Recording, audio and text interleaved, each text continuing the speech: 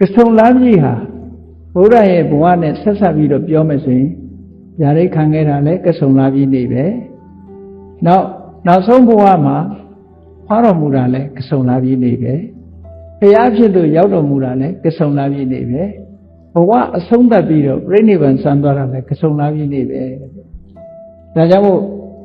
အကျဉ်းချုပ်ပြောမယ်ဆိုလို့ရှိရင်ဗျာဒိတ်တော်ခံဖွားပွင့်ဆံဗျာဒိတ်တော်ခံတာလဲကဆုံလာပြီဖွားတော်မူတာလဲကဆုံလာပြီဘုရားဖြစ်လို့ရောက်တာလဲကဆုံလာပြီပြိဋိဘံဆံတာလဲကဆုံလာပြီလို့ဒီကဆုံလာပြီဘုရားဘာသာဝင်တွေအတွက်အမြဲတမ်းထူးခြားတဲ့ဘုရားဘဝနဲ့ဆက်ဆက်နေတဲ့လာပြီလို့ဒီဘဝတွေပြောမယ်ဆိုရင်တော့ဖွားပွင့်ဆံပေါ့ဖွားတော်မူတာရဲ့ဘုရားဖြစ်လို့ရောက်တော်မူတာရဲ့ပြိဋိဘံဆံတာရဲ့၃ခုသို့တော့ဒီဘဝမကဘူးဘုရားလောင်းရဲ့တန်လျာဘဝပါထည့်ပြီးတော့ပေါင်းလိုက်မယ်ဆိုရင်ဗျာဒိတ်တော်ခန္ဓာလည်းဒီလားဘာဖြစ်လို့ဒီလိုပြောရတော့ဆိုဗုဒ္ဓဝင်ပါဠိတော်မှာဘယ်လိုပါတော့ဆိုတာရခဏဝိရောစန္တိအကဲခတ်ပြီးတော့ကြည့်ကြတာနော်ဒီကနတ်တွေမြမာတွေအဲ့ဒီဗျာဒိတ်ခံတဲ့ပွဲမှာဘုရားကိုပူဇော်ရင်သူ့မိသားရသိလေးကိုဘုရားလောင်းဆိုပြီးတော့ဝိုင်းဝန်းပူဇော်ကြတယ်အဲ့လိုပူဇော်တဲ့အထဲမှာသူတို့ကလည်းအတီးပြုကြဘုရားကဘုရားဖြစ်လိမ့်မယ်အနာဂတ်မှာဘုရားဖြစ်လိမ့်မယ်လို့ဗျာဒိတ်ဟောတဲ့စကားဟာဘယ်တော့မှမလွဲဘူးဆိုတာဘယ်လိုအခြေအနေတွေကိုသူတို့ကြည့်ကြတာတော့ထူးခြားချက်တွေကိုကြည့်လိုက်ကောင်းကင်မှာလည်းပဲကျယ်တွေကအံ့ဩစရာကောင်းတော့သူကနေ့ခါကြီးမှာပဲဖြစ်စီပေါ့ကျယ်တွေအမတန်မှပြည့်စုံတဲ့အချိန်ခါကြီးကောင်းကင်ကကျယ်တွေကတောက်ပပြီးတော့နေကြတယ်လက်ခတ်တွေဟာလည်းထင်းထင်းရှားရှားပေါ်ထွက်လာကြတယ်ညအခါထွက်ပေါ်လာမဲ့လာပြီဝန်းကြီးကလည်းပဲဝိတာခါဆိုတဲ့နက်ခတ်နဲ့ရှင်တွဲပြီးတော့ဖြစ်ပေါ်လာ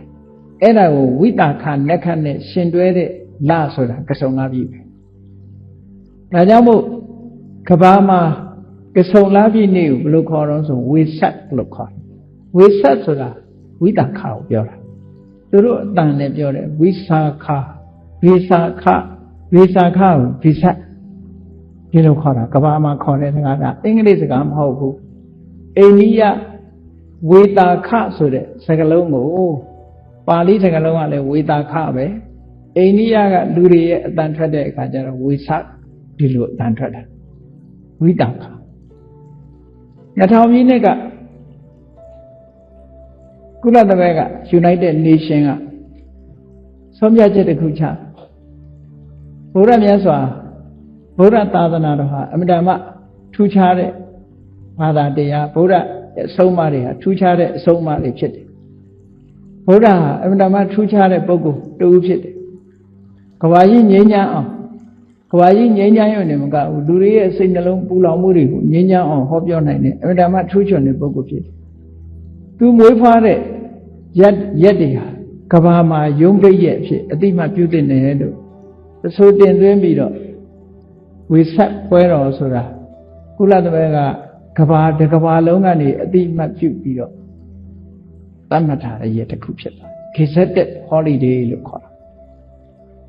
2000တက္ကရာ2000အခုတက္ကရာ2012ရှိသွားတယ်ဒါကြောင့်မို့တချို့နိုင်ငံတွေမှာကုလသမဂ္ဂရဲ့ဆုံးဖြတ်ချက်အရဆိုပြီးတော့ဝေဆက်ပွဲတွေဆင်ကျင်းပပြီးတော့နေကြအင်တာမဒီမြတ်စွာဘုရားရဲ့ဂုဏ်တော်ကျေးဇူးတော်တွေကိုအာရုံပြုပြီးတော့လှုပ်တင်လှုပ်ထိုက်တဲ့ပွဲတစ်ခုပဲဘုန်းကြီးတို့တိရိလင်္ကာနေတုန်းကဆိုလို့ရှိရင်ဒီဝေဆက်ပွဲဟာကြီးကျယ်ဆုံးခုကမာပြေမှာကြီးကျယ်နေတာတကြံဖြစ်ဝိသပွဲတော့တာမန်ညောင်ဤသုံးပွဲလောက်ပဲဒီလိုရှိတာဒါဖရာဖွားတော်မူတဲ့နေ့လည်းဖြစ်တယ်မြတ်စွာဘုရားရဲ့ဘာတတိပေါ့ဖွားတော်မူတဲ့နေ့လည်းဖြစ်တယ်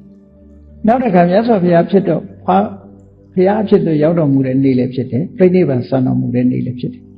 အင်တမထူးခြားတဲ့နေ့ဒီထဲမှာထပ်ထည့်မယ်ဆိုရင်ဗျာဒိတ်ခံတဲ့နေ့လည်းဖြစ်တယ်ပေါ့ဒါကြောင့်ကဆုံလာပြီဘုရားနေ့ဆိုတာအင်တမထူးခြား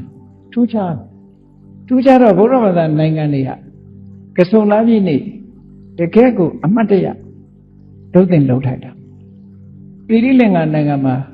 2 လလောက်ကကြိုပြီးတော့ဝိသတ်ကတ်ဆိုခရစ်စမတ်ကတ်တွေကိုတုပြီးတော့ဝိသတ်ကတ်ဆိုပြီးတော့မြတ်စွာဘုရားဟောတဲ့ဒေသနာတွေဘုရားပုံတော်လေးတွေနဲ့ greeting ကတ်တွေနော်တကယ်ချင်းတွေတဝုနဲ့တဝုဘုရားဘာသာတွေတဝုနဲ့တဝုကဘာအနှံ့ပေးပို့တဲ့ကတ်ကလေးတွေရိုက်ပြီးတော့ရောင်းချဘဝပြေမှာအဲ့ဒါလုံးတင်လုံးထိုက်တယ်တခုနော်ညောင်ရည်3 ရုံလောက်တင်မဟုတ်ဘူး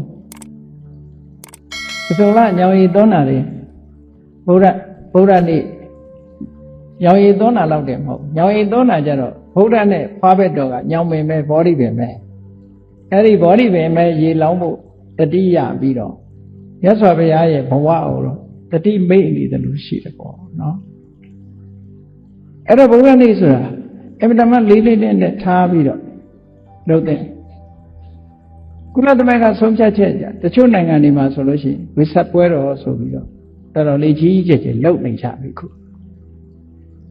မြန်မာပြည်မှာတော့လှုပ်တာသိမတွေ့သေးဘူးပေါ့နော်အဲ့တော့လုံးတင်လှုပ်ထိုက်တယ်ပေါ့သူများတွေလှုပ်လို့မလှုပ်လို့ကိုဗုဒ္ဓဘာသာဝင်တွေကနေပြီးတော့အထူးတလီလေးကိုတတ်နိုင်တဲ့ရှုထောင့်ကနေကြည့်ပြီးတော့ဒါလုံးတင်လှုပ်ထိုက်တယ်ဒါကြောင့်မို့အခုလိုကဆုံလာပြီဗုဒ္ဓနေ့ဒီမှာတရားဓမ္မတွေဟောပြောပြီးတော့ဘုရားကိုပူဇော်တယ်ကျေးဇူးဆက်တယ်ဆိုတဲ့ဒီလိုဓမ္မသဘင်အခမ်းအနားတွေဟာလဲဗုဒ္ဓကြိုက်တဲ့ကျေးဇူးဆက်နည်းကတစ်ခုပါပဲရသော်ဘုရားကိုယ်တိုင်ကတိတိပန်းရေချမ်းတို့ဖြင့်ပူဇော်တာဟာပူဇော်တာမဟုတ်ဘူးလို့ငါမဆိုလို့ကုသိုလ်မရဘူးလို့မပြောလို့ဘူးတဲ့ရသော်ဘုရားအကြိုက်ဘုရားကဘာနဲ့ပူဇော်စေခြင်းလို့ဆိုရင်သမ္မာပฏิပတ်တိအနုတ္တရာပူဇာသီလနဲ့ပူဇော်မယ်နော်ကမ္မထမ်းထိုင်ပြီးတော့ပူဇော်မယ်ကစားမကုံပါဘူးကဆုံလာပြီနေ့လေးမှာ10 ပါးသီလ9 ပါးသီလလေးစောင့်တည်ပြီးတော့ဘုရားကိုပူဇော်တဲ့အနေနဲ့စောင့်လိုက်အင်းဓမ္မမွန်မြတ်တယ်လို့ပြောတယ်ပန်းဝယ်ပြီးတော့လှူလို့ရှိရင်နည်းနည်းပတ်စံကုန်အောင်မယ်နော်ဘာမှအကုန်ကြမရှိမြတ်စွာဘုရားကြိုက်တာဘာနဲ့တုံးဆိုအဲ့ဒီနေ့သီလစောင့်တည်မယ်သီလစောင့်တည်မယ်တရားထိုင်မယ်ဘုရားကုံတော်ပွားမယ်ဒါအကောင်းဆုံးပူဇော်ခြင်းလို့မြတ်စွာဘုရားဒီလိုသတ်မှတ်တယ်သမ္မာပฏิပတ်တိအနုတ္တရာပူဇာတဲ့သမ္မာပฏิပတ်တိမှန်မှန်ကန်ကန်ကြည်ကြံကြိုးကုပ်အထုတ်ခြင်းမဂ္ဂင်၈ ပါးအလုပ်ကိုလုပ်ခြင်းကမ္မထာနှလုံးသွင်းခြင်းနော်ဒါဟာအကောင်းဆုံးပူဇော်ခြင်းပဲအခုလိုတရားပွဲလုပ်ပြီးတော့တရားနာတယ်ကောင်းတယ်ပူဇော်တယ်ကောင်းတယ်ပူဇော်ခြင်းပဲဒီလိုပူဇော်ရမယ်လို့မြတ်စွာဘုရားဒီလိုခေါ်တာဒါကြောင့်မလို့အကောင်းဆုံးပူဇော်ခြင်းဟာတရားနဲ့ပူဇော်ခြင်းဟာမြတ်စွာဘုရားအနှစ်ချိုက်ဆုံးပူဇော်ခြင်းပဲဖြစ်တယ်ပေါ့ယခုကဲ့သို့မြတ်စွာဘုရားရဲ့ဘဝနဲ့ပတ်သက်ပြီးဒီပင်္ဂလာမြတ်စွာဘုရားနဲ့တွေ့ဆုံပြီးတော့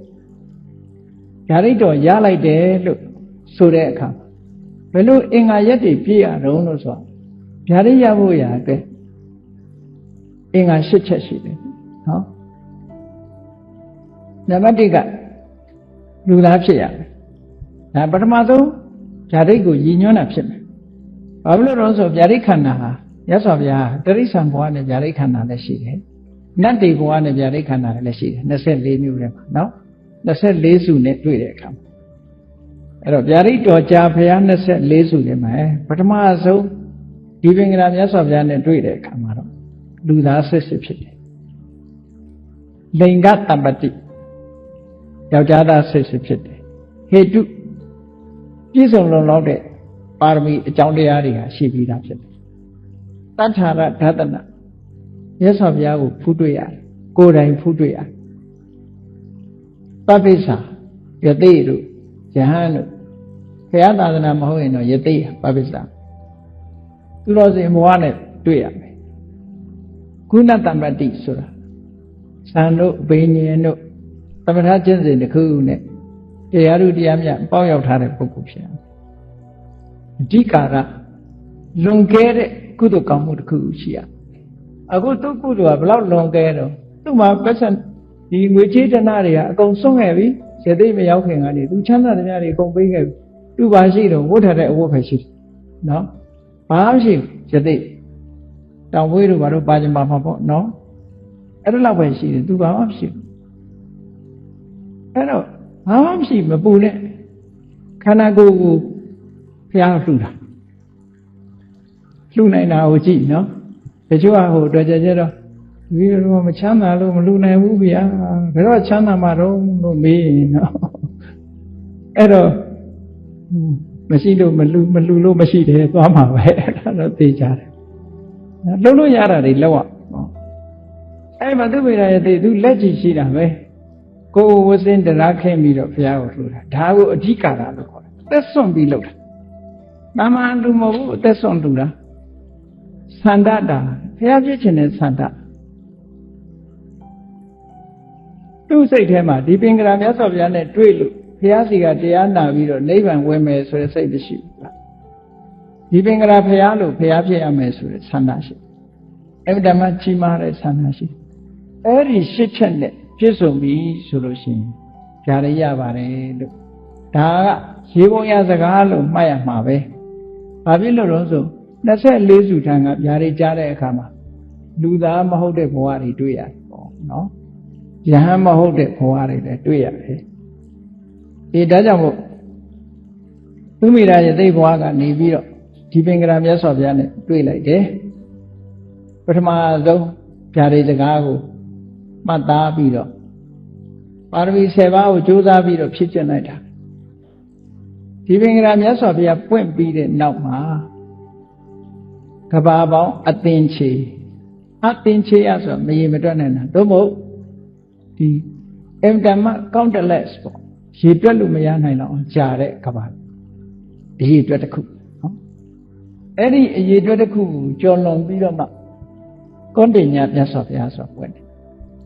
အဲ့တော့4အသင်ချေဆိုတာဘယ်လိုတွေ့ရတာတော့လို့ဆိုဒီပင်ကရာမြတ်စွာဘုရားနဲ့ကွန်တင်ညာမြတ်စွာဘုရားကြားမှာကဘာပေါင်းဘယ်လောက်ကြာတယ်ဆိုတာအရေးတွက်မရှိလို့အဲ့ဒီဟာကိုတသင်ချေလို့ဒီလိုမှတ်နော်အဲ့ဒီလူဟာမျိုး၄ကကြုံခဲ့တယ်ဒါကြောင့်4အသင်ချေလို့ပြောတယ်အရေးတွက်နိုင်တဲ့အနေအထားတွေအဲ့တော့ဒီပင်ကရာမြတ်စွာဘုရားနဲ့ကွန်တင်ညာမြတ်စွာဘုရားကြားမှာ1အသင်ချေတခုမှတ်တယ်နောက်ကွန်တင်ညာမြတ်စွာဘုရားပွင့်ပြီးတဲ့နောက်မှာဘုရားပြတ်သွားလိုက်တာကဘာပေါင်းအသင်ချေထိအောင်ကြာပြီးမှမင်္ဂလာဘုရားပွင့်တယ်အဲ့ဒီကွန်တင်ညာဘုရားနဲ့မင်္ဂလာဘုရားကြားမှာလည်းပဲ1အသင်ချေဒီလိုယူရမင်္ဂလာဘုရားနဲ့ကတော့ဘုရား4စုပွင့်တယ်နော်မင်္ဂလာဘုရားနဲ့အတူပွင့်တာသုမနဘုရားတို့ရေဝတ္တဘုရားတို့သောဘိတဘုရားတို့ပွင့်အဲဒီသောဘိတဘုရားထီအောင်4စုပွင့်ပြီးတဲ့နောက်မှာတခါကဘာပေါင်းဘယ်လောက်ကြာတယ်ဆိုတာအရေးတွက်မရှိတော့သောဘိတဘုရားပွင့်ပြီးတဲ့နောက်မှာအနောမဓာတ်တိဆိုတဲ့ဘုရားပွင့်တယ်အဲ့ဒီဘုရား2စုကြား1သင်ချေဟော3ကချုပ်သွားပြီအဲ့ဒီအနောမဓာတ်တိပြီးတော့ဘဒုမမြတ်စွာဘုရားပြီးတော့နာရဒမြတ်စွာဘုရားအဲ့ဒီဘုရား3စုပွင့်ပြီးတဲ့နောက်မှာတခါ1အသင်ချေတစ်ခုလွန်သွားပြန်ဟော4အသင်ချေဆိုတာအဲ့ဒါပြောတာနောက်ဘဒုမုဒ္ဒရမြတ်စွာဘုရားကနေပြီးတော့ဒီဘက်ကျတော့ကဘာတသိန်း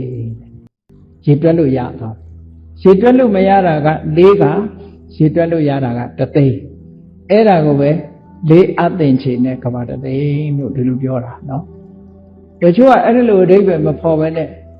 4သင်ချေမဟုတ်ပါဘူး4ကဏ္ဍဟာရေတွက်လို့ရတယ်ဆို4သင်ချေပါလို့ဒီလိုပြောတဲ့လူပါရှိသေးတယ်အဲ့ဒါမမှန်ဘူးနော်မရေတွက်နိုင်တဲ့ဒီဘုရား2စုချာမရေတွက်နိုင်တဲ့ကဘာကြုံခဲ့တာ4ခါကြုံခဲ့တယ်အဲ့ဒါကို4အသင်ချေလို့ခေါ်တယ်ဘုရုမုဒ္ဒရာမြတ်စွာဘုရားရဲ့ဒီဘက်ကျတော့ကဘာတသိန်းဂေါရမမြတ်စွာဘုရားမှာလက်ထက်မှာကျွတ်တဲ့မဟာတာဝကအဖြစ်ကျွတ်သွားတဲ့ပုဂ္ဂိုလ်တွေအားလုံးဟာဘုရုမုဒ္ဒရာမြတ်စွာဘုရားလက်ထက်မှာကုသိုလ်ကောင်းမှုလုပ်ခဲ့တဲ့ပုဂ္ဂိုလ်တွေကြည့်ပါခုဂေါရမမြတ်စွာဘုရားလက်ထက်ကုသိုလ်ကောင်းမှုလုပ်တဲ့လူတွေဘယ်တော့ကျွတ်မလဲနော်ကျွတ်ဖို့ရှိပါတယ်အားမငယ်နဲ့အဲ့တော့ဘုရားတွေပါရမီဆိုတာကိုယ်တိုင်နေစဉ်နဲ့အမြဖြည့်ကြတယ်ဖြည့်တယ်ဆိုတာခုနပြောသလိုဒါနနဲ့လေ့ကျင့်မယ်သီလနဲ့လေ့ကျင့်မယ်ခန္တီနဲ့လေ့ကျင့်မယ် ngã đâu mà không kham mu để mà thằng không kham mu qua rồi bé lúc khăn đi bà bị gì mà đâu máu ra kham mà bà bị gì mà ha nó cuối ra là bà bị gì vô rồi khét đấy máu mà kham mà na để chi là hôm alo đi bà bị số ra cứ xây chạy này cuối anh ấy thao lấy chuyện nào biểu là nó nhân dân để lông anh này lấy chuyện alo phải alo hả bố bị đâu bố lấy chuyện này đã đi bên cái làm sao bây giờ bị rồi tiền chỉ cho bị rồi có gì con này làm sao bây giờ quên con này làm sao bây giờ quên này cả cha quý sĩ đạo quý rồi đấy sao cho vậy mình nhịp chết đấy ấy đi chơi mà lại chỉ sao cho vậy sĩ gì này dễ mà nhiều phải ám mua gì để tăng ăn đi bên alu đan gì đâu bị rồi tu có đến tiếng Anh vậy còn mà phải alo hả thì nó sẽ lấy sự giá trị khăn này thêm ấy phải ta đó là nó sẽ lấy trìnhတွေ့တော့လဲရဟန်းဖြစ်တာ၈ချိန်ပဲသို့တော့၉ချိန်လို့အဆိုရှိတယ်စာထဲမှာတွေ့တာ၈ချိန်ပဲရှားတွေ့သေးတယ်ဘုန်းကြီးတို့၉ချိန်တော့မတွေ့ဘူးယသိပါထက်ပေါင်းမှဖြစ်ကောင်းဖြစ်မယ်ယသိထက်ပေါင်းရင်တော့၉ချိန်မကဘူး10ချိန်လောက်ရှိနော်အဲ့တော့သာသနာပေါင်းဝင်မှယဟန်လို့ခေါ်တာကိုဖရာရဲ့တပည့်ခံပြီးသာသနာဝင်တာစာထဲမှာမှတ်တမ်းပါတာ၈ခုပဲရှိတယ်ဘယ်မှာစရှိတုံးဆိုကွန်တင်ညာမြတ်စွာဘုရားပွင့်တဲ့အခါမှာဝိဇိတာဝီဆိုတဲ့စัจ जा မင်းကြီးဖြစ်တယ်အလှူအတန်းလုပ်ပြီးတော့မြတ်စွာဘုရားထံရဟန်းဟောလိုက်တယ်နော်သာသနာပေါင်းဝင်ပြီးတော့ရဟန်းခံတယ်အဲ့ဒီတုန်းကတစ်ချိန်ဖြစ်တယ်လို့မှတ်တာနောက်တစ်ခါအသင်္ချေတစ်ခုလွန်ပြီးတဲ့အခါမှာမင်္ဂလာဘုရားဆိုတာပွင့်တယ်အဲ့ဒီမင်္ဂလာဘုရားပါရမီဖြည့်စဉ်အခါကာလတုန်းကအမြဲတမ်းထူးခြားသည့်အတွက်ကြောင့်အဲ့ဒီဘုရားရဲ့လက်ထက်မှာနေ့တွေညတွေမရှိဘူးဘုရားရဲ့ခန္ဓာကိုယ်ကထွက်တော်ရောင်ချီတော်တွေကြောင့်ညပြောက်သွားတယ်အမှောင်တွေမရှိတော့ဘူးအလင်းအောင်နေကြီးပဲရှိတယ်ကဘာကြီးတစ်ခုလုံးကလင်းနေတယ်လို့ဆိုတယ်နော်အဲ့ဒါလို့ဆိုတယ်အဲ့ဒီတော့ကဘုရားလောင်းကသူရုစီပုံနာဆိုတဲ့ဘဝနဲ့ဘုရားကိုကုသိုလ်ကောင်းမှုတွေလုပ်ရင်းကနေပြီးနောက်ဆုံးသူလည်းသာသနာပေါင်းဝင်လိုက်တယ်အဲ့ဒီမှာတစ်ချိန်ရဟန်းဖြစ်တယ်ကွန်တင်ညာဖရာဘုရားကွန်တင်ညာဖရာလက်ထက်မှာယဟန်တစ်ချိန်ဖြစ်တယ်မင်္ဂလာတရားလက်ထက်မှာဖရာလက်ထက်မှာယဟန်တစ်ချိန်ဖြစ်တယ်မင်္ဂလာဖရာပြီးတဲ့နောက်ပိုင်းကျတော့သူမနာဆိုတဲ့ဖရာပွင့်တယ်အဲ့ဒီဖရာလက်ထက်မှာတော့ဖရာလောင်းဟာနဂါးဖြစ်တယ်အဲ့ဒီနဂါးဘဝနဲ့လည်းပဲဗျာဒိတ်ခံရတယ်ဒါကြောင့်မို့လူသားမဟုတ်လေဗျာဒိတ်ခံတယ်လို့ဒီလိုမှတ်ရနောက်တစ်ခုရေဝရမြတ်စွာဘုရား၅စုမြောက်ရေဝရမြတ်စွာဘုရားပွင့်တဲ့အခါမှာအတိဒေဝဆိုတဲ့ပုံနာဖြစ်တယ်အဲ့တော့လေကုသိုလ်ကောင်းမှုလုပ်ပြီးပြရိတ်ခံခဲ့ရတယ်ပေါ့နောက်နံပါတ်6အနေနဲ့ကသောဘိဒဆိုတဲ့မြတ်စွာဘုရားပွင့်မြန်တယ်ပွင့်တဲ့အခါမှာဘုရားလောင်းကအာစိတဆိုတဲ့ပုံနာဘဝနဲ့ပြရိတ်ခံခဲ့ရတယ်ပေါ့အဲ့ဒီသောဘိဒမြတ်စွာဘုရားပွင့်ပြီးတဲ့နောက်ဘုရားအဆက်ပြတ်သွားတယ်ကဘာအသင်္ချီကြာပြီးတဲ့နောက်မှာနံပါတ်9အနေနဲ့အနောမတတိမြတ်စွာဘုရားပွင့်အဲ့ဒီနောမတတိမြတ်စွာဘုရားပွင့်တဲ့အခါမှာဘုရားလောင်းဟာဘီလူဖြစ်နေတယ်အဲ့ဒီဘီလူဘဝနဲ့ပဲဓာရိခံတယ်လို့ပြောတယ်နောက်တစ်ခါနံပါတ်10အနေနဲ့ကအဲ့ဒီတကဘာထဲမှာပဲဘဒုမမြတ်စွာဘုရားပွင့်တယ်အဲ့ဒီမှာရှင်သေးဖြစ်သွားတယ်ရှင်သေးဖြစ်တဲ့အခါမှာတရိစ္ဆာန်ပြီမဲ့လို့ဘုရားကိုတွေ့တဲ့အခါမှာရှင်သေးကြီးက9ရက်လုံးလုံးအစာမစားဘူးမြတ်စွာဘုရားနာမှာဝတ်နေတယ်သူ့စိတ်ထဲမှာပီတိတွေဖြစ်နေနော်ပီတိတွေဖြစ်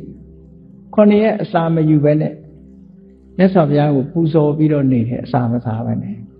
ရှင်သေးဖြစ်သည့်အတွက်ကြောင့်ဥပုသ်ဆောင်နာတို့ဘာတို့ဒါတွေတော့မသိဘူးပေါ့နော်ဒါပေမဲ့သူ့စိတ်ကအမြဲတမ်းကြည်နူးပြီးတော့နေတယ်အဲ့ဒီမှာဘုရားမြတ်စွာဘုရားဗျာဒိတ်ပေးခဲ့တယ်တရိစ္ဆာန်မောအဲ့ဒီမှာနောက်တစ်ခါနံပါတ်9နာရဒမြတ်စွာဘုရားပွင့်တော်မူတဲ့အခါကျတော့ဘုရားလောင်းကယသိအပေါ်နဲ့တွေ့တယ်အဲ့ဒီမှာလည်းဗျာဒိတ်တစ်ခါခံရတယ်ပေါ့နာရဒမြတ်စွာဘုရားရဲ့နောက်မှာအသင်္ချေတစ်ခုလွန်မြောက်သွားပြီးတော့မှဘုဒ္ဓမုဒ္ဒရာမြတ်စွာဘုရားဆိုတာပွင့်တယ်အဲ့ဒီဘုဒ္ဓမုဒ္ဒရာမြတ်စွာဘုရားလက်ထက်ကျတော့ဇတိလဆိုတဲ့မြို့စားကြီးဖြစ်တယ်အဲ့ဒီမျိုးသားကြီးအဖြစ်ကကုသိုလ်ကောင်းမှုတွေလုပ်ရင်းကနေပြီးတော့မြတ်စွာဘုရားစီကဗျာဒိတ်ရတယ်တဲ့အဲ့ဒီဘုဒ္ဓမုဒ္ဒရာမြတ်စွာဘုရားကျတော့ကဘာတသိန်းပေါ့ထက်နောက်တစ်ခါကဘာပေါင်း9000 လွန်ပြီးတော့ကဘာ3000မြောက်မှာသူမိတာဆိုရမြတ်စွာဘုရားပွင့်တယ်နံပါတ်17သူမိတာမြတ်စွာဘုရားအဲ့ဒီသူမိတာဘုရားပွင့်တဲ့အခါကျတော့ဥတ္တရလူလင်ဆိုလူငယ်တယောက်ဖြစ်ပြီးတော့ကုသိုလ်ကောင်းမှုလုပ်ပြီးတော့သာသနာပေါင်းဝင်သွားတယ်အဲ့ဒီမှာယဟန်တစ်ချိန်ဖြစ်တယ်နော်12ပါးမြောက်သူဇာတမြတ်စွာဘုရားပွင့်တဲ့အခါမှာစัจ java ဝရိမင်းကြီးဖြစ်တယ်စัจ java ဝရိမင်းကြီးရဲ့စัจ java မင်းစည်းစိမ်ကိုစွန့်ပြီးတော့ယဟန်ဘဝဝင်သွားတယ်အဲ့ဒီမှာပြရိတခါရနောက်ဒီကဘာကနေပြန်ပြီးတော့တွက်တဲ့အခါမှာ18ကဘာမြောက်ပါပိယဓာတ်တိဆိုတဲ့မြတ်စွာဘုရားပွင့်တယ်အဲ့ဒီဘုရားလက်ထက်မှာကတ္တဗလူလင်ဆိုတာဖြစ်တယ်ပြရိခံတယ်14ပါးမြောက်အဋ္ဌတ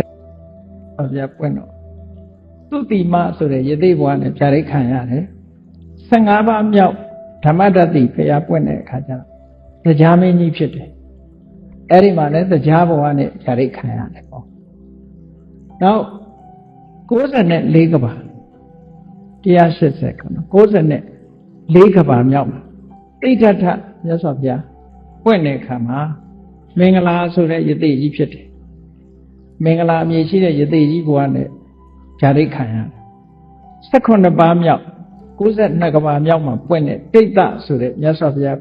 ဖြစ်တော်မူတဲ့အခါမှာသူဇာတယသိဘုရားလောင်းကသူဇာတယသိဘဝနဲ့ဓာရိခံခဲ့တယ်နောက်18ပါးမြောက်ကဖုဒ္ဒဆိုတဲ့မြတ်စွာဘုရားအဲ့ဒီမှာဝိဇိတာဝီဆိုတဲ့မင်းဖြစ်တဲ့အခါမှာမင်းစည်းစိမ်ကိုစွန့်ပြီးတော့ယဟန်ခံတယ်အဲ့ဒီမှာလည်းပဲယဟန်တစ်ချိန်ဖြစ်တယ်ဗျာဒိတ်ခံရတယ်90ကဘာမြောက်ကပွင့်ခဲ့တဲ့ဝိပဿတိမြတ်စွာဘုရားအဲ့တော့ဝိပဿတိမြတ်စွာဘုရားကဒီဘက်ကိုဘုရား9စုလို့ခေါ်တာနော်အာတန္တာရိယတုတ်တို့ရတဲ့လူတွေသိလိမ့်မယ်ဝိပဿတိသနမထုလို့နောက်ခန္ဓာတုတ်ထဲမှာနမောတတ္တနံသမ္မာသမ္ဗုဒ္ဓနာဘုရား9စုရှိခိုးတယ်ဆိုတာလေအဲ့ဒါဘုဒ္ဓအနေနဲ့ပြောရမယ်ဆိုရင်ဝိပဿတိမြတ်စွာဘုရားက60ကဘာကပွင့်ခဲ့တာကဘာကြီးထဲမှာဝိပဿတိမြတ်စွာဘုရားရဲ့တပိတာဝကတွေရှိနေတယ်ဘယ်မှာရှိတုံးဆိုရင်သုဒ္ဓဝါဒပြမပုံမှာရှိ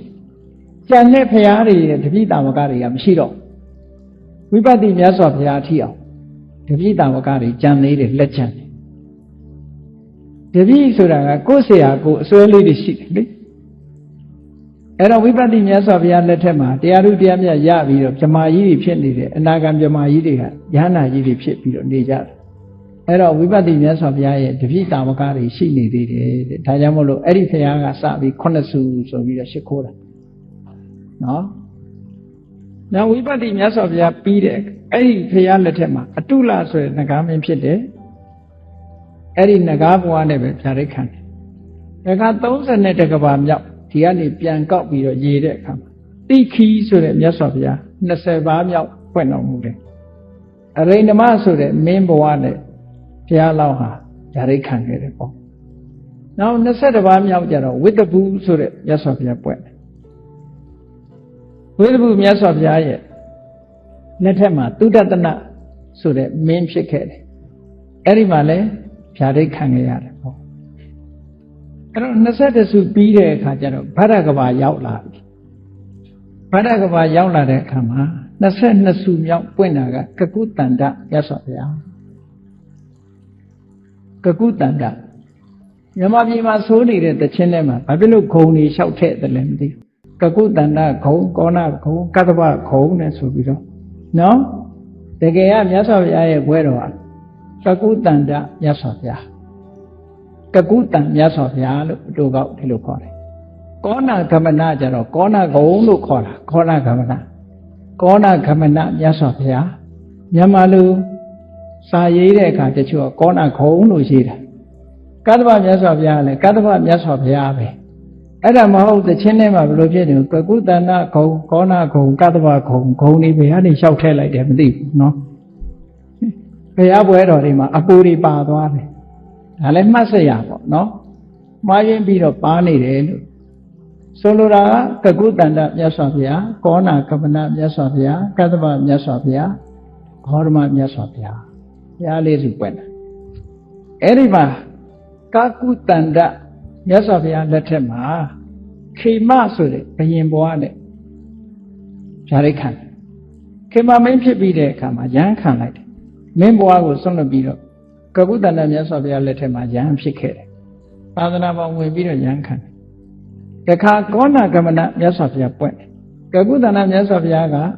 အနှစ်4000မှာပွင့်တယ်ကောဏကမနမြတ်စွာဘုရားကအနှစ်တက်တန်းအနှစ်3000မှာပွင့်အဲ့ဒီကောဏကမနမြတ်စွာဘုရားလက်ထက်မှာလည်းပဲဘုရားအလောင်းတော်ကပပ္ပတဆိုတဲ့မင်းဖြစ်တယ်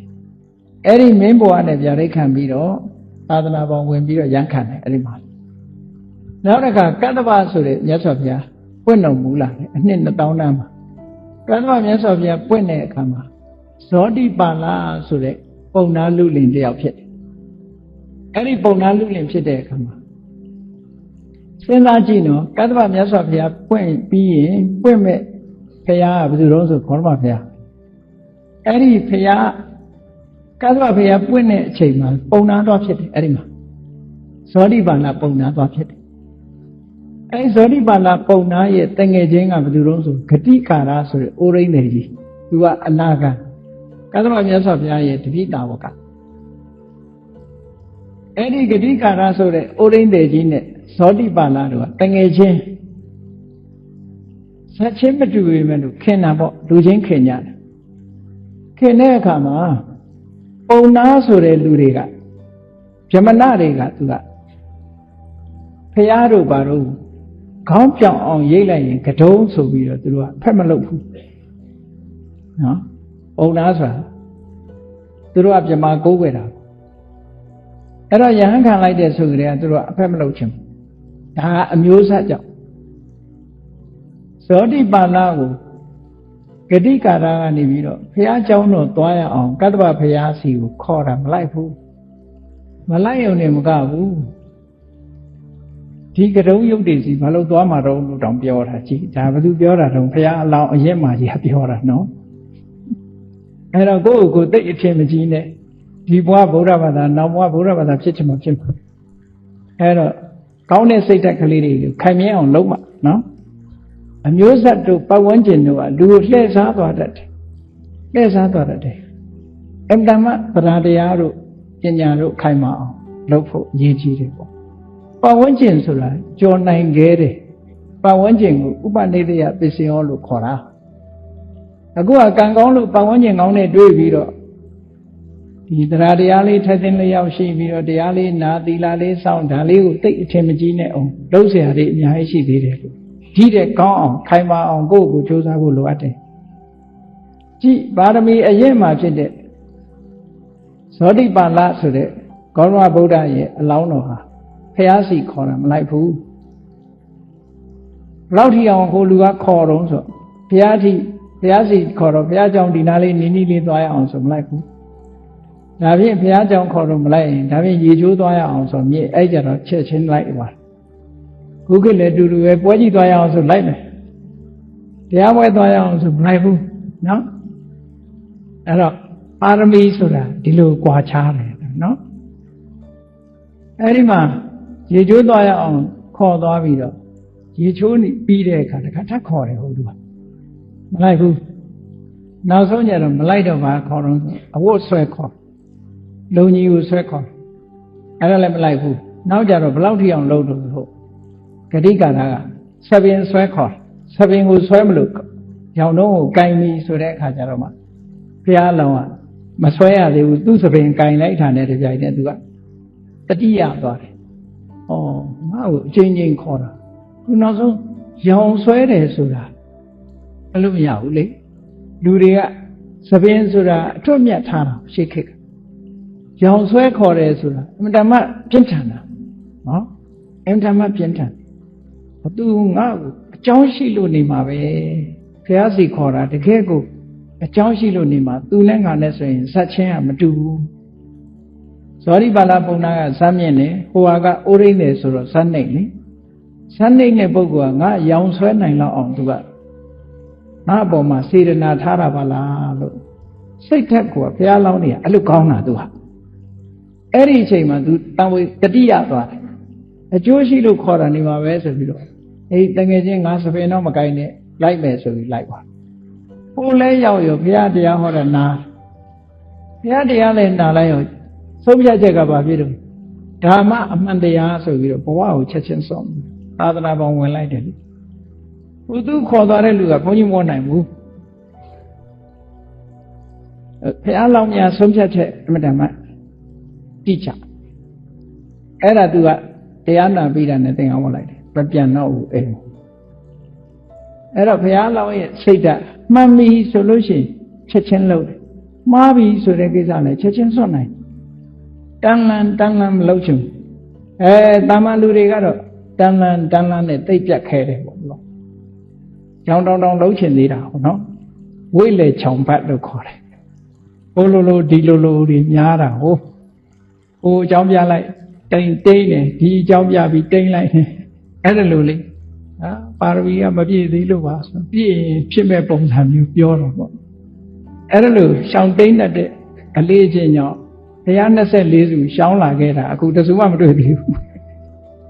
အတော့အပုံးကောင်းတယ်လို့ပြောရမှာပဲเนาะအဲ့တော့မြတ်စွာဘုရားရဲ့အလောင်းတော်ဆရာဂေါတမဗုဒ္ဓဟာအခုကဲ့သို့သော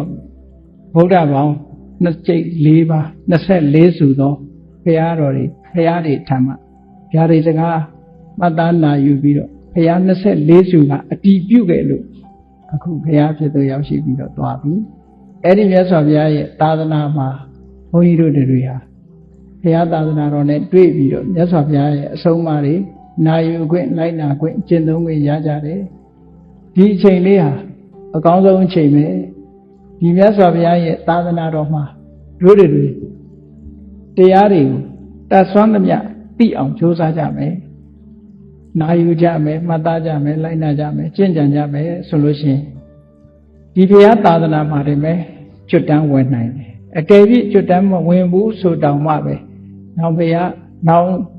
မကြခင်ပဲဘုရားသာသနာတစ်ခုနဲ့တွေ့ချုံရင်တေချာပေါက်ကျွတ်တန်းဝင်ကြမှာဖြစ်တယ်အဲ့ဒါလောက်တောင်မဟုတ်ဘူးအနည်းဆုံးပြောရမယ်ဆိုလို့ရှိရင်ဒီဘဝမှာကျွတ်တန်းမဝင်သေးဘူးစူကြီးပံမဟုတ်ဘူးဆိုရင်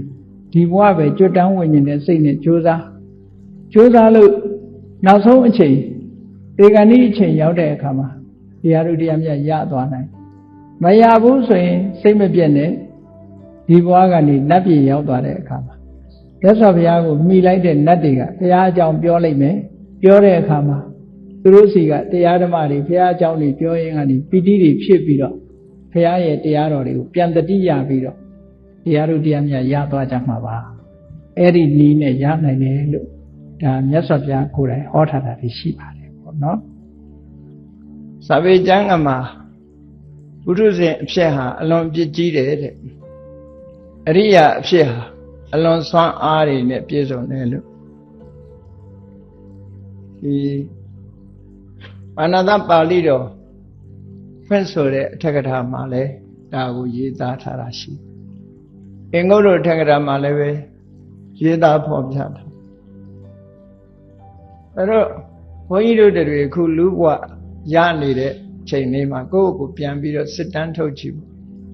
တို့အခုလက်ရှိရနေတဲ့ဘဝဟာပုထုဇဉ်ဘဝတရားတို့တရားမြတ်ရလို့သောတာပန်ဖြစ်ပြီးအ ਨੇ ဆုံးသောတာပန်သဂရကအနာဂတ်နောက်ဆုံးယန္တာဖြစ်ပြီးဆိုရင်တော့အရိယဘဝပေါ့နော်ပုထုဇဉ်ဘဝနဲ့စကြအဲ့တော့ပုထုဇဉ်ဘဝနဲ့အရိယဘဝဘယ်လောက်ခြားခွာခြားနေတယ်လဲဒီဘုရားရှင်မြတ်ကိုကိုးကွယ်စိတ်ကကြတဲ့ဘုရားဘာသာဝင်သူတော်စင်တွေအနေနဲ့ကိုးကွယ်သည်ဖြစ်စေမကိုးကွယ်သည်ဖြစ်စေပုထုဇဉ်ဘဝနဲ့အရိယဘဝဆိုတာစံတစ်ခုနဲ့သတ်မှတ်ထားတာဖြစ်သည့်အတွက်ကြောင့်လူမျိုးနဲ့လည်းမဆိုင်ဘူးဘာသာတရားနဲ့လည်းမဆိုင်ဘူးနော်အတိညာဏ်ဆိုဒီမှာလူမျိုးနဲ့လည်းမဆိုင်ဘာသာနဲ့လည်းမဆိုင်ဆိုပါစို့တက္ကသိုလ်တစ်ခုတက်ရောက်ပြီးတော့ပညာသင်တယ်ဘယ်လိုမျိုးပဲဖြစ်ဖြစ်ဒီ level ဒီအဆင့်ရောက်ရင်ဒီပညာပေါ့နော်ဟို level ဟိုအဆင့်ဆိုရင်ဟိုပညာသူကလည်းသူပဲပညာဆိုတာလူမျိုးနဲ့လည်းမသက်ဆိုင်ဘူးကိုယ်ွယ်တဲ့ဘာသာနဲ့လည်းမသက်ဆိုင်ဘူးအမျိုးသားအမျိုးသမီးဆိုတာနဲ့လည်းမသက်ဆိုင်ထို့တူပဲပုထုဇဉ်ဘဝနဲ့အရိယဘဝဆိုဒီမှာလဲ ဘာလူမျိုးပဲဖြစ်ဖြစ်ပုထုဇဉ်ဘဝအခြေအနေဟာတူတူပဲဘာလူမျိုးပဲဖြစ်ဖြစ်ဘယ်ဘာသာပဲကိုးကွယ်နော်ဘယ်မျိုးမှာပဲနေမြန်မာနိုင်ငံမှာဆိုရင်အခုပြောရလေတိုင်းသား135မျိုးရှိတယ်ဆိုတဲ့မှာကြည့်ဘယ်လူမျိုးပဲဖြစ်ဖြစ်နော်မြည်သည့်တိုင်းရင်းသားပဲဖြစ်ဖြစ်သူတိုင်းရင်းသားတွေမှာဝင်သူပဲဖြစ်စေမဝင်သူပဲဖြစ်စေလူလို့သတ်မှတ်ရတဲ့တရားတွေမှန်တယ်များအားလုံးနော်လူဆိုတာ species တစ်ခုလူဆိုတာ species ကတိတ်အများကြီးမရှိဘူးဟောကွက်စိတ်လေးတွေကပုံများတယ်ကွက်စိတ်ရဲ့ species တွေပုံများဒီလိပ်ပြာကောင်းတွေရဲ့ species ကပုံများတယ်တိရစ္ဆာန်တွေရဲ့ species ကပုံများ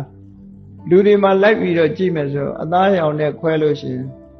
black တို့ white တို့ yellow တို့ဒါပဲရှိတာပဲလေသားရောင်နဲ့ခွဲလိုက်မယ်ဆိုလို့ရှိရင်တိုက်နဲ့ခွဲလို့ရှိရင်လေဘယ်တိုက်ကြီးကဘယ်တိုက်ကမွေးတာသို့မဟုတ်အာရှလားဥရောပလားနော်ဒီအာဖရိကလားဆိုတဲ့ဒီတိုက်တွေနဲ့ပြောပြီးတော့ဒါလူမျိုးကိုခွဲကြတာလေဘာသာစကားနဲ့ကွဲပြားတာသာရှိသို့သောမြတ်စွာဘုရားသခင်ကိုရမြတ်ဟောကြားထားတဲ့တရားဓမ္မဆိုတဲ့စံနဲ့ပတ်သက်လာလို့ရှိရင်တော့ဘယ်လူမျိုးပဲဖြစ်ဖြစ်အဲ့ဒီတရားဓမ္မစံနဲ့ပတ်သက်ပြီးဥထုဇနဥထုဇဉ်ဆိုတာရဲ့အရိယာဆိုတာရဲ့ဒါဟာဒီစံထဲမှာအကုန်ဝင်နေတယ်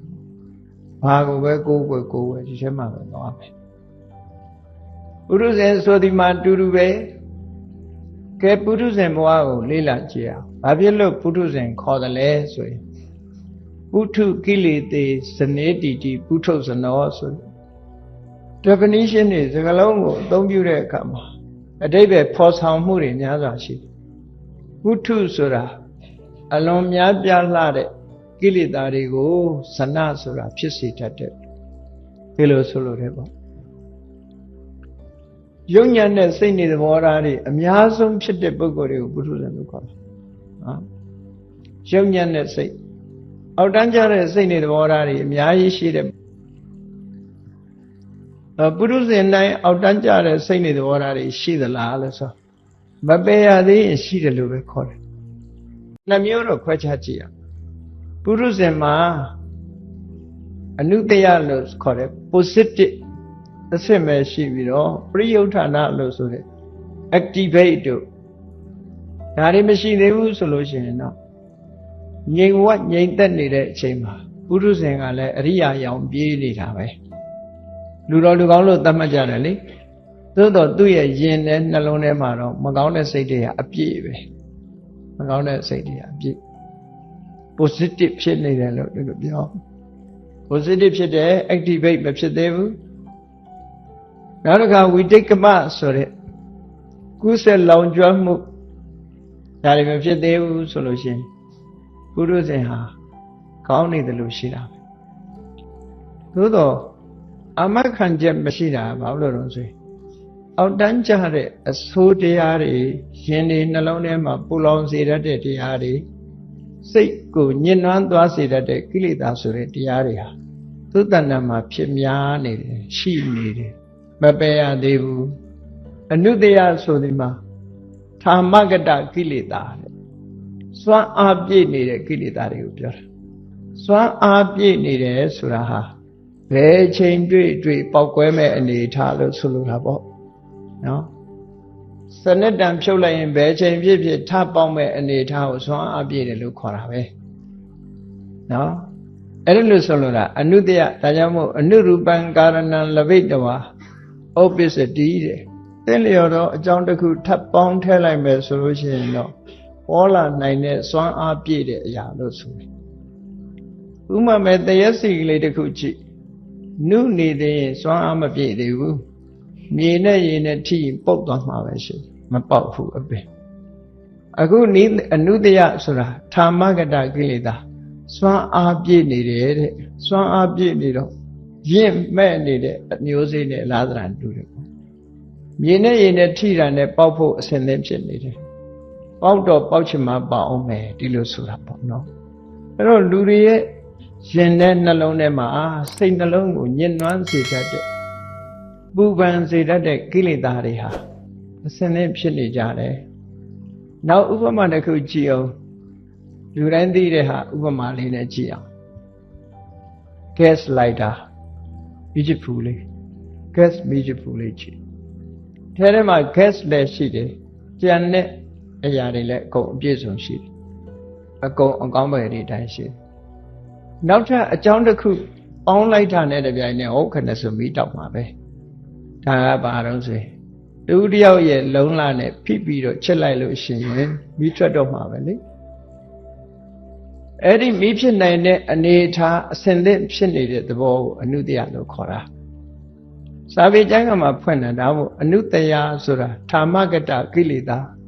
စွမ်းအားပြည့်နေတဲ့ကိလေသာမဖြစ်သေးတာကိုရည်ညွှန်းပြီးအနာဂတကိလေသာလို့အဘိဓမ္မာကျမ်းကနေမှဒီလိုဖွင့်တယ်ဖြစ်လာမဲ့အရာအခုတော့မဖြစ်သေးဘူးဖြစ်လာမဲ့အနေအထားရှိတယ်ဥပမာမဲ့ပေါက်ကွဲတော့မဲ့ဘုံလို့ပဲပေါ့ဒီလိုရှိတာဒီလိုဆိုတာပေါ့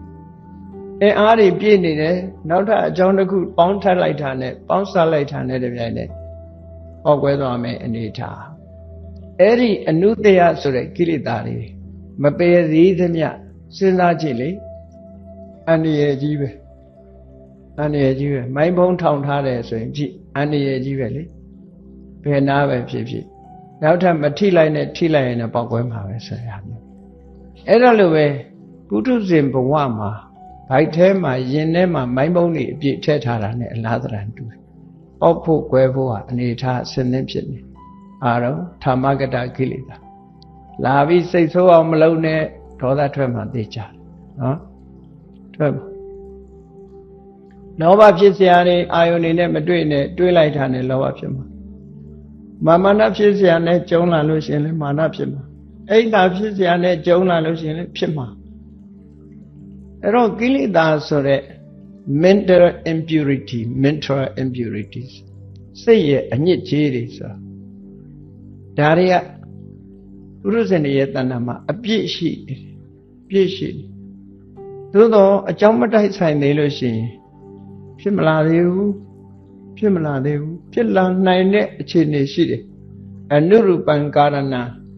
သင်လျော်တဲ့အကြောင်းတစ်ခုကိုလပိတ်တော်ရလိုက်မယ်ဆိုရင်ဩပစ္စတိဖြစ်လာမဲ့အနေထားလို့ဒီလိုဆိုတာပေါ့နော်ဩပစ္စနာရဟကိလေသာဖြစ်လာမဲ့အနေထားရှိတဲ့ကိလေသာအဲ့ဒီအနုတ္တယကိလေသာအပြည့်နဲ့ပုဂ္ဂိုလ်တွေကိုပုထုဇဉ်လို့ခေါ်တာပဲဒါကြောင့်မို့ပုထုများစွာသောအောက်တန်းကြတဲ့ရင်နဲ့စိတ်တဲ့ရင်နဲ့နှလုံးထဲကိုပူလောင်စေတတ်တဲ့ညှဉ်းနှွမ်းစေတတ်တဲ့ဆိုးကျိုးကိုပေးနိုင်တဲ့ကိလေသာတွေ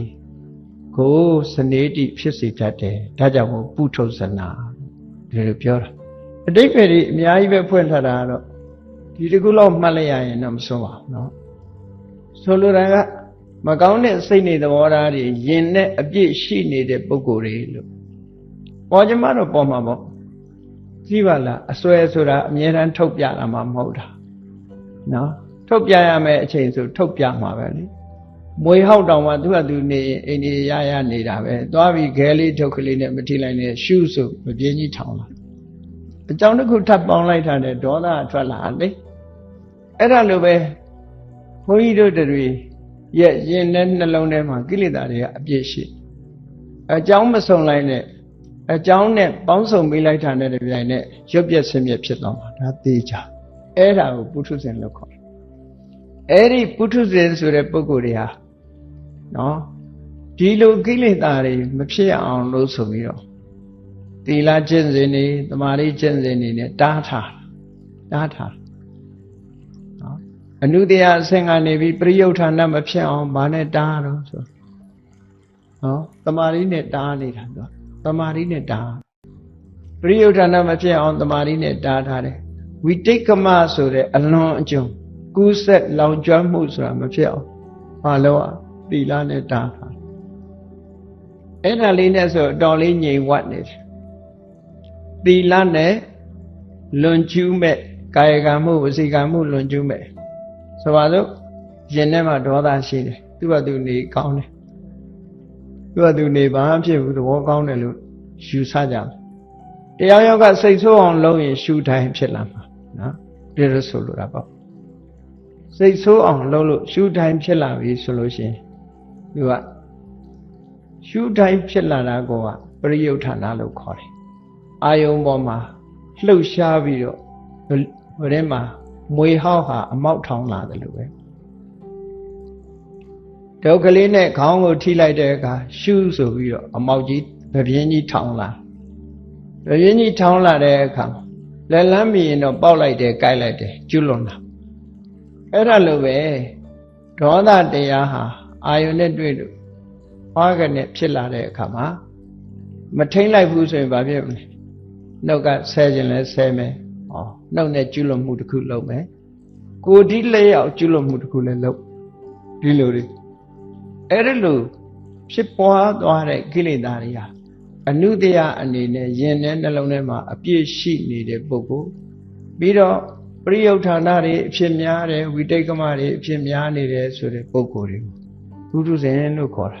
အဲ့ဒီပုထုဇဉ်တွေထဲမှာလည်းလိုက်ကြည့်လိုက်မယ်ဆိုလို့ရှိရင်မြတ်စွာဘုရားရဲ့အဆုံးအမမရသေးတဲ့ပုထုဇဉ်တွေဆိုတဲ့ပုဂ္ဂိုလ်တွေဟာအနုတ္တယတွေကိုထိန်းချုပ်ရမှမသိသည့်အတွက်ကြောင့်သူတို့မှာသမာဓိအကျင့်ဆိုတာလည်းမရှိဘူးသီလအကျင့်ဆိုတာလည်းမရှိဘူးနော်ကိလေသာဆိုတာယင်တဲ့နှလုံးထဲမှာရှိတဲ့ကိလေသာဆိုတာကိုအဆင့်30နဲ့မှတ်သားရမယ်အဆင့်30ပထမအဆင့်က positive အဆင့်အနုတ္တယလို့ခေါ်တယ်အဲ့ဒါကငြိမ်ဝတ်နေတာဘာမှမဖြစ်ဘူးဒုတိယအဆင့်ကလှုပ်ရှားထားကြွလာတဲ့အဆင့်ပရိယုဌာဏလို့ခေါ်တယ်တတိယအဆင့်ကလောင်ကျွမ်းတဲ့အဆင့်30ရှိတယ်အဲ့ဒီအဆင့်30ကိလေသာကိုငြိမ်းဖို့ဆိုပြီးတော့ဘုရားမြတ်စွာကသီလနဲ့ကုသလောင်ကျွမ်းတဲ့ဝိတေကမကိလေသာကိုငြိမ်းရမယ်သီလနဲ့ထိမ့်ပေးတာပါဏာတိပါဒရှောင်းတယ်အရိဏရဏရှောင်းတယ်ကာမေတုမေဆာစာရှောင်းတယ်ဆိုတာထိမ့်ပေးလိုက်တာနော်ဝိတေကမမဖြစ်အောင်ထိမ့်လိုက်တာနှုတ်ကလည်းပဲမဟုတ်တာတွေမပြောအောင်ထိမ့်ပေးလိုက်တယ်သီလနဲ့ထိမ့်ပေးတာသို့တော့စိတ်ထဲမှာဖြစ်လာတာကိုထိန်းလို့ရလားဆိုသီလထိန်းလို့မရဘူးကာယကံဝစီကနှစ်ခုကိုပဲထိန်းတယ်စိတ်ကိုထိန်းနိုင်မှုကြတော့တမာတိကျင့်စဉ်တစ်ခုမြတ်စွာဘုရားတမာတိနဲ့ထိန်းမှာတမာတိနဲ့ထိန်းလို့ရှိရင်စိတ်ထဲမှာအနုတ္တယကနေပြီးတော့ပရိယုဌာဏလို့ဆိုတဲ့ဖြစ်ပေါ်လာတာမရှိအောင်လို့ထိန်းပေးတာဒါဖြင့်အနုတ္တယဆိုတဲ့နောက်ဆုံးအဆင့်ကြတော့ပညာနဲ့မှဖယ်လို့ရမယ်ဒါကြောင့်မြတ်စွာဘုရားဟောကြားတဲ့ဒီကျင့်စဉ်ဟာမဂ္ဂင်၈ပါးကျင့်တရားဆိုတဲ့ကျင့်စဉ်သီလသမာဓိပညာသမ္မာဝါစာသမ္မာကပ္ပဝဆိုတာသီလအဲ့ဒီသီလနဲ့ဝိတိတ်ကမကိလေသာလို့ဆိုတဲ့ကုဆက်လောင်ကျွမ်းပြန့်ပွားဖြစ်ပေါ်မှုလွန်ကျူးမှုနှုတ်ဤလွန်ကျူးမှုနှုတ်ဖြင့်လွန်ကျူးမှုကာယကံမြောက်လွန်ကျူးမှုအဲ့ဒီလွန်ကျူးမှုတွေကိုသီလနဲ့ထိန်းလိုက်သီလနဲ့ထိန်းတယ်လူတွေပြောတယ်မဟုတ်လားတောတွေတောင်တွေမီးမလောင်မီးထားဆိုတာလှုပ်ထားတယ်အဲ့ဒီသဘောလိုပဲပေါ့ရှင်းတော့ကဘုရားတိုင်းတွေကျောင်းတိုင်းတွေကိုတတိုင်းမီးထားလို့သုံးတယ်မီးထားဆိုတဲ့စကားလုံးလေးပါတယ်ခုခေတ်တော့တတိုင်းလို့ပဲခေါ်တော့ရှင်းတော့ကတတိုင်းမီးထားလို့ရေးတယ်နော်ဒီတတိုင်းခတ်တာကအဓိကမီးမလောင်ခတ်တာတတိုင်းမီးထားဆိုခုခေတ်တော့သခိုးမဝင်အောင်ခတ်တာသခိုးကတော့ဝင်มาလဲပေါ်ကနေကြော်တက်မှာပေါ့အဲဒရိုင်းမီတာဆိုတာအဲ့လိုထားနော်အဲ့တော့ဒါကဝိတိတ်ကမကိလေသာကိုကာယကံမှုဝစီကံမှုလို့ဆိုရဲကျွလွန်လာတာကိုသီလနဲ့တားလိုက်တယ်သမ္မာဝါစာသမ္မာကမ္မန္တသမ္မာစိတ်ထဲမှာထကြွဖြစ်ပေါ်လာတဲ့အနေအထားရောက်ရက်ခတ်လာတဲ့အနေအထားကိုပရိယုဌာဏကိလေသာလို့ခေါ်တယ်အဲ့ဒါကြတော့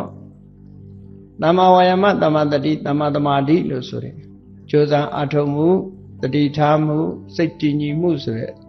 သမာဓိအုပ်စုနဲ့ဖန်ထိန်တယ်နော်ကြိုးစားတာဟာလည်းပဲဆိုတော့ဒေါသဖြစ်တယ်မဖြစ်အောင်ထိန်တယ်နော်မဖြစ်စေရဘူးကိုယ့်ကိုငါဒီနေ့ဒေါသမဖြစ်စေရဘူးကိုယ့်ကိုထိန်လိုက်တယ်ဒါထိန်တာတခုပဲနော်ဒေါသမဖြစ်စေအောင်ကြိုးစား တတိထားတယ်သမ္မာတတိစိတ်လေးကိုအာယုန်တစ်ခုတည်းပေါ်မှာငြိမ့်နေအောင်လုပ်တယ်သမ္မာသမာဓိဟောဝိရိယရဲ့တတိရဲ့သမာဓိရဲ့အဲ့ဒီသုံးခုကဘာကိုထိန်းတာတုံးလို့ဆိုပရိယုဋ္ဌာနာကိုထိန်း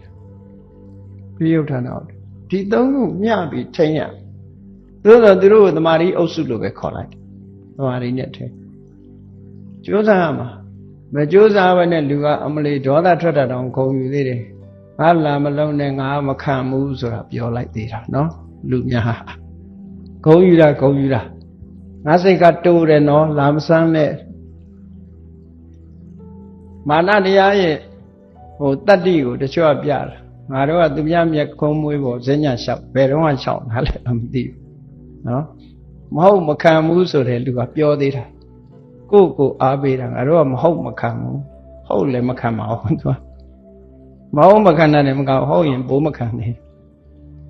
အဲ့ဒါတွေကတလွဲကိုအားပေးနေရရောက်တယ်ပေါ့ထိန်းချုပ်တာကိုသာလေသူတော်ကောင်းလို့ခေါ်တာမထိန်းချုပ်ပဲလွတ်ထားတာသူတော်ကောင်းမဟုတ်ဘူးလူတို့ဆိုအဲ့တော့ဝိရိယဆိုဒီမှာတမ္မာဝါယာမဆိုတာထိန်းချုပ်တာလေတမ္မာဝါယာမကို၄ခုခွဲလိုက်တဲ့အခါသမ္မပဒံတရား၄ပါးလို့ခေါ်တာပဲ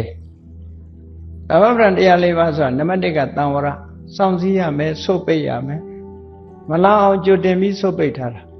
မိဘေးရှောင်မလောင်ခင်တားဆိုတာကြိုတင်ပြင်ဆင်ပြီးဆုတ်ပိတ်တာဒါလည်းကြိုးစားမှုတစ်ခုပဲအေးဆုတ်ပိတ်တဲ့နဲ့မနိုင်ဘူးဆိုလို့ရှိရင်တွန်းလှန်ဖယ်ရှား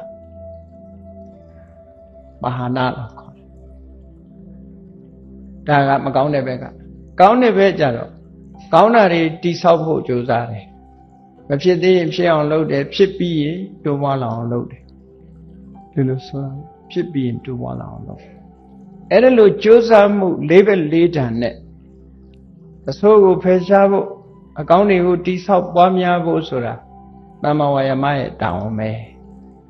လုပ်ပြီးဆိုလို့ရှိရင်တတိထားတတိရှိမှဉာဏ်ဆိုတာဖြစ်တော့ကြောင့်သမ္မာတတိမြတ်စွာဘုရားတတိပဋ္ဌာန်၄ပါးမှာကာယစိတ်တကာယဝေဒနာစိတ်တဓမ္မလို့ဆိုတဲ့အာယုံ၄ရပ်ပေါ်မှာတတိထားတတ်အောင်လေ့ကျင့်ပေးသွားတတိတမ္ပဇညအခါအဲ့လိုလေ့ကျင့်ခြင်းအပြင်ကိုယ်တဏ္ဍာမှာဖြစ်ပေါ်လာမဲ့အရာတွေကိုတတိထားလာသမာဓိဆိုတာတော့အာယုံလေးတစ်ခုတည်းပေါ်မှာစိတ်ကိုအာယုံကို focus လုပ်ပြီးတော့အဲ့ဒီအာယုံလေးပေါ်မှာစိတ်ငြိမ်အောင်ကြိုးစားထားဖြစ်ပေါ်လာမဲ့ကိလေသာတွေကိုတားပြီးသားဖြစ်သွားတယ်လို့ဆိုတာပေါ့အဲ့ဒါဝိတိတ်ပရိယုဋ္ဌာနာကိလေသာကိုသမာဓိနဲ့တားတယ်ပညာကြတော့သမ္မာဒိဋ္ဌိနဲ့သမ္မာသင်္ကပ္ပမှန်ကန်တဲ့အတွေ့တွေးရမယ်မှန်ကန်တဲ့အမြင်ရှိရမယ်နောက်ဆုံးထက်သန်ပြင်းပြအရှိန်အဝါကြီးလာတဲ့ဝိပဿနာပညာနဲ့ဒရင်္ဂပဟာနာနဲ့ဒီဟာတွေကိလေသာတွေကိုပယ်တယ်မဲ့ပညာနဲ့ကြတော့သမုတ်စေတာနဲ့ပယ်တယ်ဖို့ပညာရောက်တဲ့အခါကျတော့ပฏิပတ္တိပါဟနာလို့ဆိုရယ်တဖန်ပြန်ညှိမ့်သက်ခြင်းအဖြစ်ပယ်တယ်လို့ဆို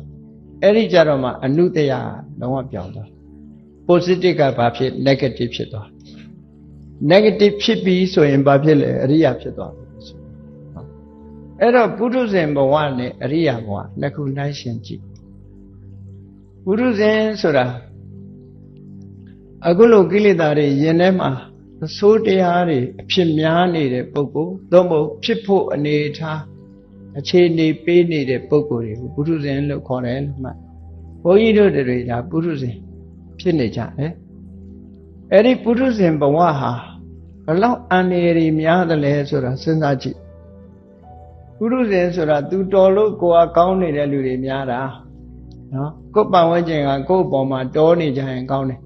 မတော်တဲ့ပတ်ဝန်းကျင်ရသွားရင်မခံကျင်ဘူးဆိုတဲ့စိတ်တွေများလာပုထုဇဉ်ပေါ့လောဘဖြစ်เสียအာယုံကြားတဲ့ရောက်သွားရင်လောဘတွေဖြစ်မယ်ဒေါသဖြစ်เสียအာယုံကြားတဲ့မှာဒေါသဖြစ်ပုထုဇဉ်ဆိုအဲ့လိုကကစုပမသုတ်တံမှာမြတ်စွာဘုရားဟောထားတာရှိတယ်ဝေရေဟိကာဆိုတဲ့အင်ရှင်မကြီးကတော်တော်နာမည်ကြီးတယ်သူ့ကိုပြုစုလို့ကျွေးနေတာသူ့အိမ်မှာအိမ်ပေါ်လို့ခေါ်ပါစို့ခုခေတ်ဆိုကာလီဆိုတဲ့အမျိုးသမီးကအလွန်ဝတ္တရားချေတယ်အလွန်လိမ္မာတယ်ပြောစရာဆိုစရာမရှိလောက်အောင်သူကဝတ္တရားချေ စိတ်ချမ်းသာတဲ့အိရှင်မကြီးကဘယ်တော့မှသူစိတ်ဆိုးတယ်လို့မရှိဘူးပြုံးနဲ့နေတာပြုံးနဲ့နေတော့ဘေးကလည်းချီးမွမ်းကြတယ်ဩဝေရဟိကာအိရှင်မကြီးပြန်သဘောကောင်းလိုက်တာတခါမှစူတာဆဲတာမကြဘူးသိသဘောကောင်းတယ်လို့သတင်းကြီးတော့သူ့အိမ်မှာဝေယဝိဇ္ဇလုပ်တဲ့ကာလီကနေသူဟာငါတော်နေလို့သူကောင်းတာလားပင်ကိုကကောင်းတာလားစမ်းသပ်အောင်မယ်ပေါ့ခုခေတ်လူတွေစမ်းသပ်ခံနိုင်မှာမလားစမ်းသပ်အောင်မယ်တဲ့သူကစမ်းသပ်ကြည့်ဘယ်လိုစမ်းသပ်တော့ဆိုတော့သူစမ်းသပ်ပုံလေးကလွယ်လေးပဲနောက်တည့်လုံနေကြဝေယဝိဇ္ဇတွေပြစ်ထားပြီးတော့မိုးလင်းအောင်အိတ်တယ်မိုးလင်းအောင်အိတ်တော့အိရှင်မကြီးကအိယာထားလာဝေယဝိဇ္ဇတွေကဘာမှမပြီးသေးဘူးဟဲ့ဘာဖြစ်လို့အိတ်နာတော့ဆိုနေမကောင်းလို့ပါဆိုရင်လည်းဆေးတိုက်ချင်တိုက်မှာပါအခုတော့ဘာမှမဖြစ်ပါဘူးဆိုတော့နည်းနည်းမျက်မှောင်လေးကျုပ်သွားတယ်ဟင်းဘာမှမဖြစ်ပဲအိတ်ရမလားပေါ့အဲ့တော့သူကဆက်စုံစမ်းအောင်မယ်ဒီနေ့ကြည့်မျက်မှောင်လေးတော့ကျုပ်သွားတယ်သူငါတော်လို့သူကောင်းနေတာဖြစ်လိမ့်မယ်ငါဆက်စုံစမ်းနောက်တည့်ရက်ဆက်အိတ်ပြန်ဆက်အိတ်တော့ဟဲ့ဘာဖြစ်လို့အိတ်ရပြန်တာတော့ဘာမှမဖြစ်ဘူးလို့ပြောအတော်ရုပ်တော်နဲ့ပါဇက်ကနေပြီးတော့နည်းနည်းမကောင်းတဲ့ဒီမာနဲ့ပြောသွားတတိယနေ့ဆက်ပြီးတော့စုံစမ်းလိုက်တာသူကသိလာတယ်ပထမနေ့ကမျက်မှောင်ကုတ်သွားတယ်တတိယနေ့ကကျန်တဲ့စကားပြောလာတယ်ဒုတိယနေ့ကကျန်တဲ့စကားပြောတယ်တတိယနေ့ဘာလုပ်မလဲပေါ့သူဆက်စုံစမ်းဆက်အိတ်လာဘာလို့အိတ်လဲဘာမှမဖြစ်ဘူးအိတ်အောင်ဟဲဆိုပြီးတော့တန်တကားရှင်းတော့ကတန်ကောက်ဆိုတာတော့ကြောင်းကြီးတွေပေါ့နော်အဲ့ဒါယူပြီးတော့ခေါင်းကိုရိုက်တာတွေးရဲ့တန်ရဲ့တွေးတွေခေါင်းကွဲသွားတယ်အဲ့ဒီကြတော့မှနော်အိတ်အပြင်ထွက်ပြီးတော့ကြည့်ကြပါဦးတဲ့သဘောကောင်းတယ်ဆိုတော့အိတ်ရှင်မကြီးကဒီမဲ့ကိုယ်အိမ်ကကြုံမကိုခေါင်းရိုက်ခွဲတယ်ကြည့်ကြပါဦးနဲ့ဆိုပြီးတော့အရာထဲအော်ဟစ်ပြီးပြောတော့အဲ့ဒီနေရာနေစပြီးဆိုးလိုက်တာလည်းဖြစ်သွားတယ်နော်တကယ်စမ်းတတ်တာအဲ့လိုစမ်းခံနိုင်မှာမလားပုထုဇဉ်ဆိုတာစမ်းလိုက်ရင်တော့ထွက်သွားမှာပဲသူကနော်အဲ့တော့သူကလည်းခေါင်းကွဲခံပြီးတော့ကိုစမ်းတတ်တာနော်ခေါင်းအကွဲခံပြီးတော့စမ်းတတ်တာအဲ့တော့သူတော်တယ်ဆိုတာသူကောင်းတယ်ဆိုတာငါတော်နေလို့ကောင်းတာပါလားငါမတော်လို့ရှိရင်ခေါင်းကွဲအောင်ရိုက်ပါသလားဆိုသဘောပေါက်သွားရသော်ဘုရားကအဲ့ဒါလိုပဲတဲ့တပည့်တွေရဟန်းတန်ဃာတွေကိုဆုံးမတာဆရာသမားတွေကနော်ဆရာသမားတွေကပစ္စည်းပေးပါပေးချီးမြှောက်ထားလို့ကောင်းကျင်အောင်ဆောင်းနေတာအဲ့ဒါတကယ်အကောင်းမဟုတ်ဘူးတဲ့တကယ်အကောင်းမဟုတ်ဘူးတဲ့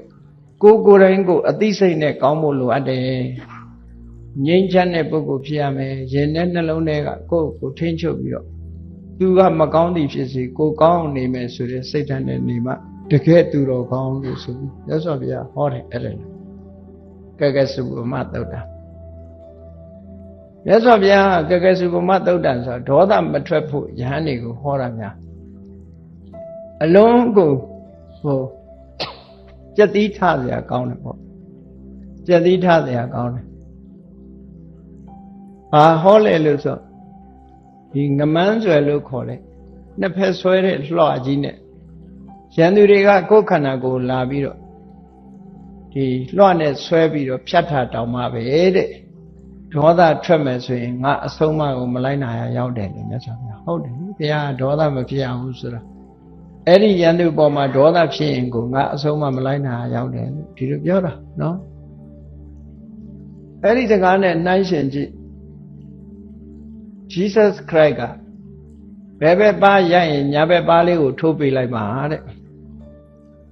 ဆိုတော့မြတ်စွာဘုရားကစိတ်မဆိုးဖို့တွင်တင်တာချင်းတူတူပဲအထိပ္ပယ်နော်မြတ်စွာဘုရားကြတော့လွှမ်းနဲ့တိုက်ဆွဲတောင်မှပဲအဲ့ဒေါသမထွက်စေရဘူးထွက်ရင်ငါအဆုံးမမလိုက်နိုင်ရောက်တယ်ဒီလိုပြောဒီလိုဟောတာအဲ့ကဲကဲစုပမသုတ်တာဒီလိုဟောတယ်ပုထုဇဉ်ဆိုတာအလုံးကိုအပြစ်ကြီးတယ်အစမ်းသတ်မခံနိုင်ဘူးလို့ဆိုတာပေါ့နော်အစမ်းမခံနိုင်ဘူးသူတော်လို့ကိုကောင်းနေကြတာငြိမ့်နေကြတာလူတွေကဟုတ်ငြိမ့်တာမဟုတ်ဘူး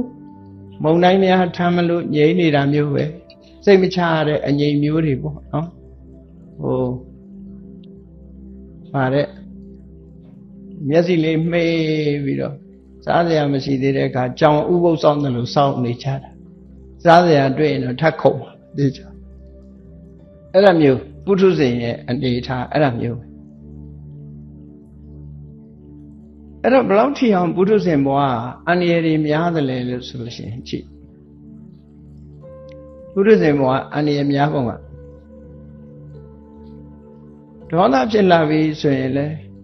အမေကိုတတ်တဲ့ကံကြီးကိုလည်းကျွလွန်နိုင်တယ်ပုထုဇဉ်တွေအာမကမရှိဘူးပုထုဇဉ်တွေအဖေတတ်တဲ့ကံကြီးကိုလည်းကျွလွန်နိုင်တယ်ယဟနာတတ်တဲ့ကံမျိုးကိုလည်းကျွလွန်နိုင်တယ်တန်ခါသင်ခွဲတဲ့ကံမျိုးကိုလည်းကျွလွန်နိုင်တယ်မြတ်စွာဘုရားသွေးစိမ့်တီအောင်လောဟိတပါရကကံမျိုးကိုလည်းကျွလွန်နိုင်အပြစ်ကြီးဆုံးကံကြီးတွေမလောက်ပါဘူးလို့ဘယ်တော့မှအာမခံမရှိဘူးပုထုဇဉ်အတိုင်းအတာတစ်ခုအရပုထုဇဉ်ဟာကံကြီး၅ပါးအလုံးကိုကျွလွန်နိုင်တဲ့အနေအထားမှာရှိနေတယ်ဒါကြောင့်ပုထုဇဉ်ဘဝအလုံးအနေကြီးတယ်လို့ဒီလိုပြောတာနော်ပုထုဇဉ်ဆိုတာနောက်အဓိပ္ပာယ်တစ်ခုကပုထုဆိုတာများစွာသောဆရာတွေဇနပုထုဆိုတာများစွာသောဇနဆရာတွေဆရာများတဲ့လူပုထုဇဉ်ခေါ်ပုထုဇဉ်ဆိုတာဟိုဘာသာကောင်းတို့ဒီဘာသာကောင်းတို့ဟိုဆရာကိုးကွယ်ဒီဆရာကိုးကွယ်အတိအကျမရှိဘူးအဲ့ဒါလို့ဆရာများနေတဲ့ပုဂ္ဂိုလ်လို့ပြောတာအဲ့ဒီဆရာများနေတဲ့ပုဂ္ဂိုလ်ဟာပုထုဇဉ်ပဲတဲ့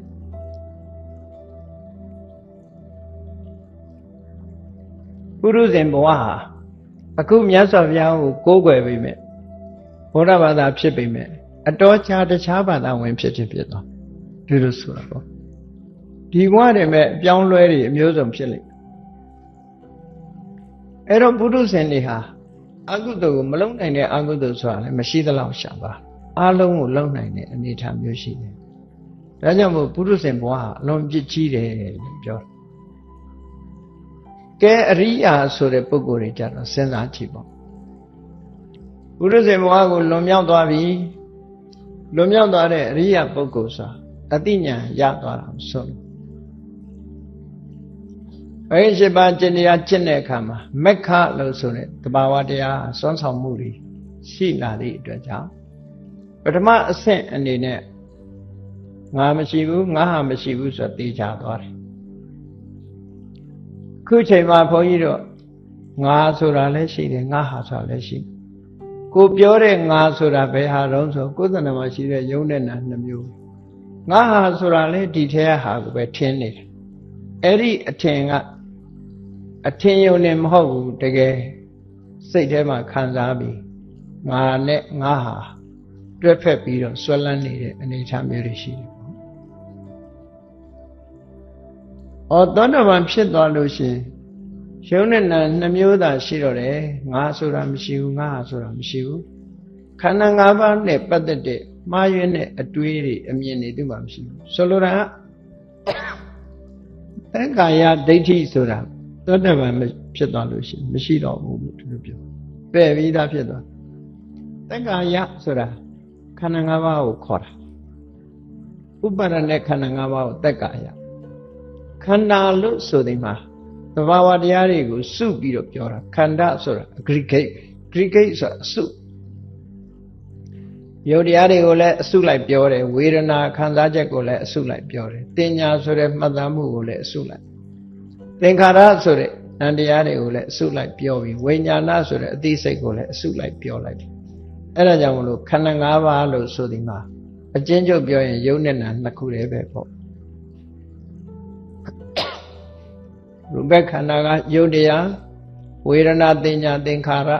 ဝိညာဉ်ကနံတရားလို့အဲ့ဒါကလွဲပြီးဘုန်းကြီးတို့တွေမှာမရှိဘူးအဲ့ဒီပုံမှာငါလို့ထင်မယ်ငါဟာလို့ထင်မယ်ဆိုရင်တက္ကာယဒိဋ္ဌိခန္ဓာ၅ပါးပုံမှာငါလို့မြင်တာရင်ငါဟာလို့မြင်တာရင်အဓိကအဲ့ဒီ2ခု အဲ့ဒါလို့မြင်လိုက်တာနဲ့တပြိုင်နက်အတ္တနဲ့အတ္တနိယပေါ့လေအတ္တနဲ့အတ္တနိယအဲ့ဒီနှစ်ခုရှိလိုက်တယ်လက်ခံလိုက်တာနဲ့တပြိုင်နက်သက္ကာဒိဋ္ဌိဖြစ်ပေါ်လာသောတပန်အသိဉာဏ်ရတဲ့အခါမှာဒါရှင်းသွားတယ်မရှိတော့မှားရင်းတဲ့အမြင်တစ်ခုမရှိဘူးနောက်တစ်ခုကဘာလို့ဆိုသီလပတ္တပရမတ္တသီလဆိုတာအလေးအထားကိုပြောတာဝတ္တဆိုတာခံယူဆောက်တည်ထားတဲ့အကျင့်တစ်ခုကိုပြောတာအဲ့ဒီမှာသီလဆိုတာကိုခံယူဆောက်တည်ထားတယ်ဆိုသီလဆိုတာဒီနေရာမှာဟိုကိုချင်းသီလကိုပြောတာမဟုတ်ဘူးအလေးအထားဥမာမဲ့ခွေးတစ်ကောင်မှာခွေးရဲ့အလေးအထားဆိုတာရှိခွေးအမူအရာခွေးစတိုင်ဆိုပါတော့နွားဆိုလဲနွားအမူအရာနွားစတိုင်ရှိတာနော်ခွေးစတိုင်ဆိုခွေးတွေကြည့်ကြည့်သူ့စတိုင်ကဘယ်လိုတော့ဆိုလေးဘက်သွားတယ်နော်မစင်စွန့်တယ်ပေါင်းလေးကားတယ်ဒါတွေပေါ့ကောင်းတော့ပြာပုံပေါ်အိတ်တယ်အိတ်တဲ့အခါမှာခြားလဲလှုပ်ပြီးအိတ်တယ်ဒါသူ့ရဲ့စတိုင်တွေပဲစားစရာရှိရင်ပါးစပ်နဲ့ဟတ်တယ်နော်ဒါသူ့ရဲ့အလေးအထားတွေကိုဂောတိလလို့ဟောရင်ကုက္ကုရတိလလို့ခေါ်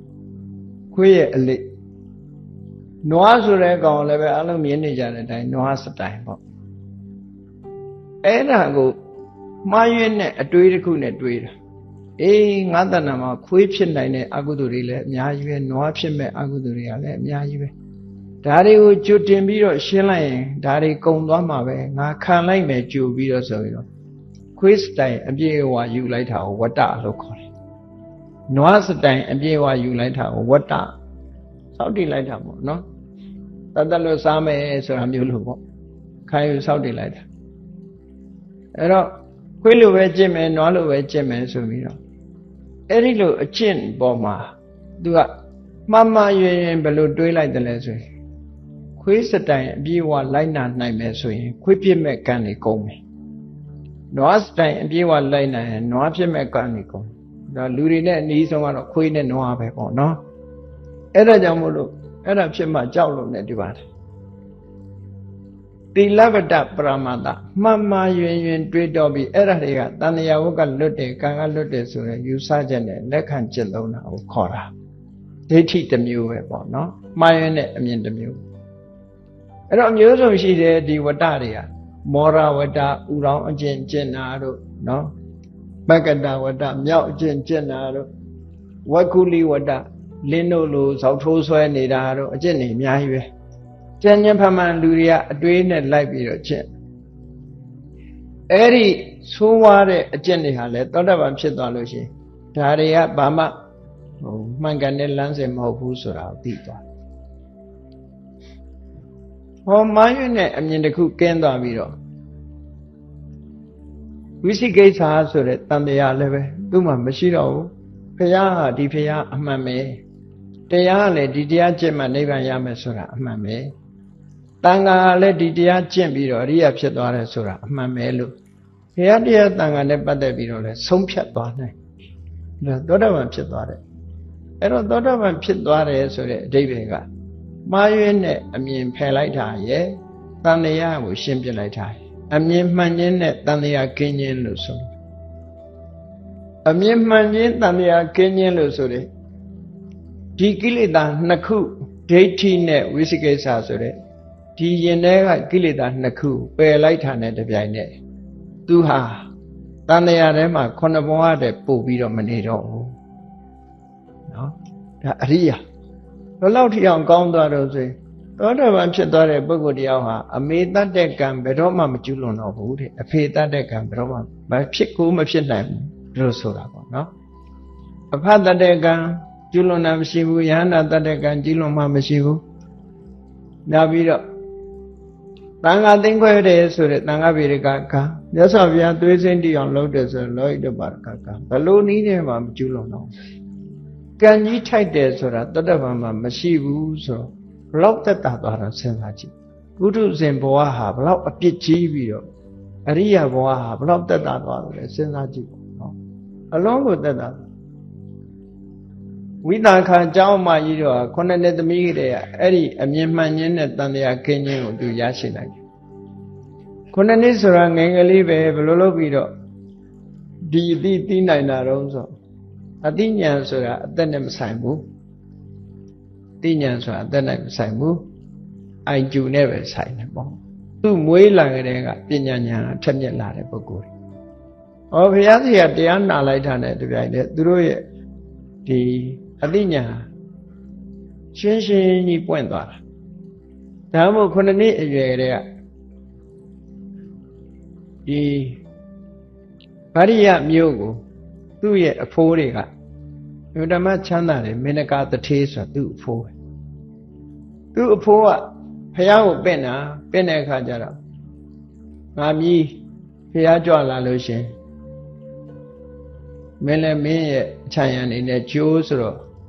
သူတို့ကတထေးတွေကိုသူ့ဖေရတယ်လွန်ချမ်းသာတော့ဒနင်စရာဆိုတာသူ့ဖေသူ့အဖိုးကမေနကာတထေးဖះကြွလာတော့သူတို့မိသားစုပဲထက်တန်တန်မြတ်စွာဘုရားကိုကျိုးသူစီးဖို့ပေးထားတဲ့ယထာသူနဲ့အချမ်းရံအပေါင်းအသင်းတွေအတွက်လည်းယထာတစ်စီးစီပေးထားတော့ယထာ900နဲ့အမျိုးသမီးလေးတွေ900ရွယ်သူလေးတွေအဲ့လိုလုပ်ပြီးပြင်းနေမှာဆိုလို့နော်အဖော်လေးတွေထည့်ပေးထားတာအဲ့ဒါဖះလာတော့သွားကြိုကြတာသွားကြိုရင်မြတ်စွာဘုရားကတရားဟောတာနဲ့သူကအဲ့ဒီရွယ်ကလေးကသောတာပန်ဖြစ်သွားတာ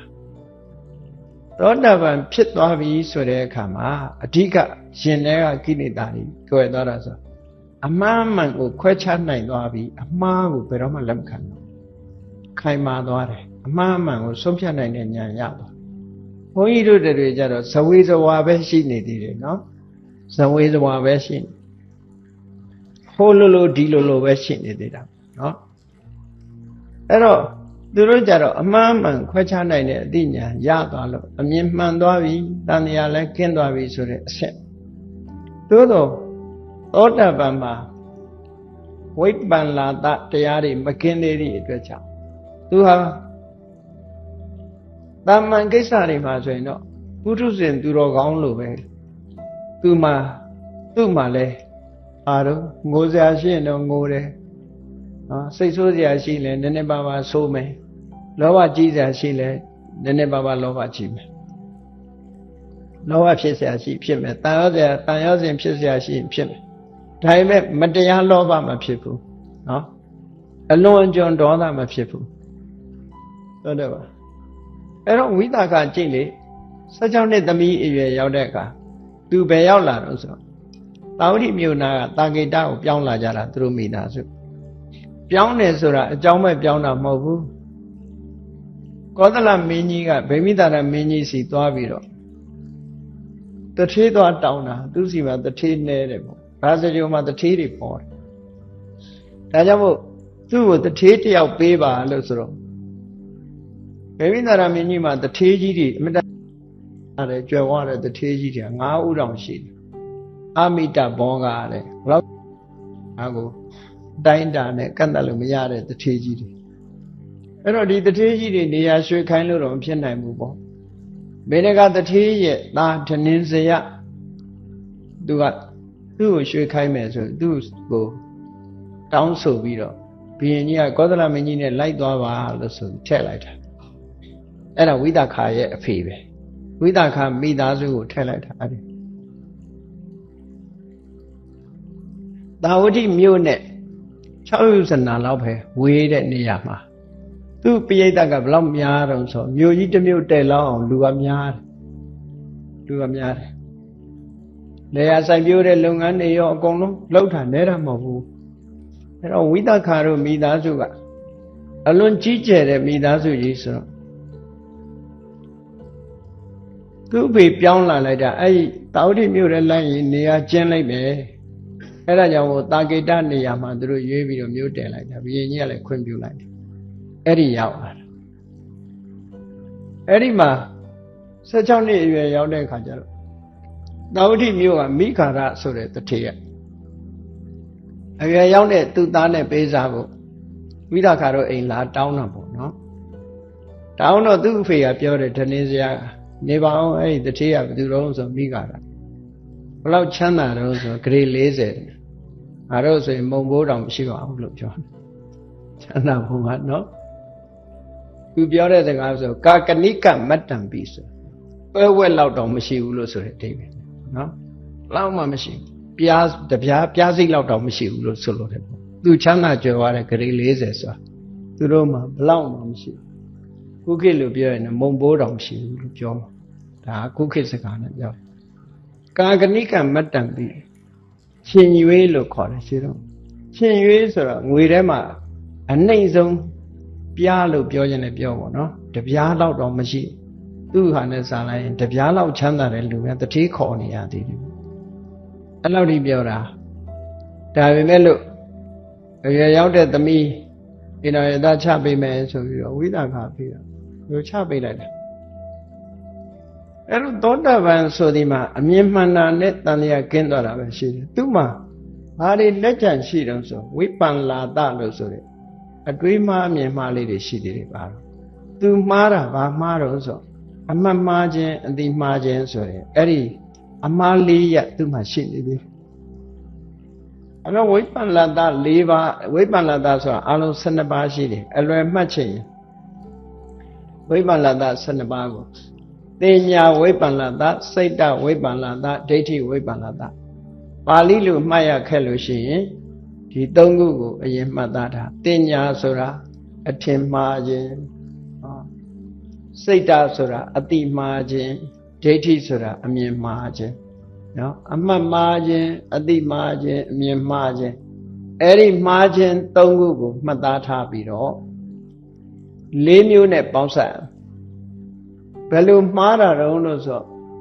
အနိစ္စကိုနိစ္စမမြဲတာကိုမြဲတယ်လို့ထင်တယ်ဆင်းရဲတာကိုချမ်းသာတယ်လို့ထင်တယ်အတ္တမဟုတ်တာကိုအနတ္တကိုအတ္တလို့ထင်တယ်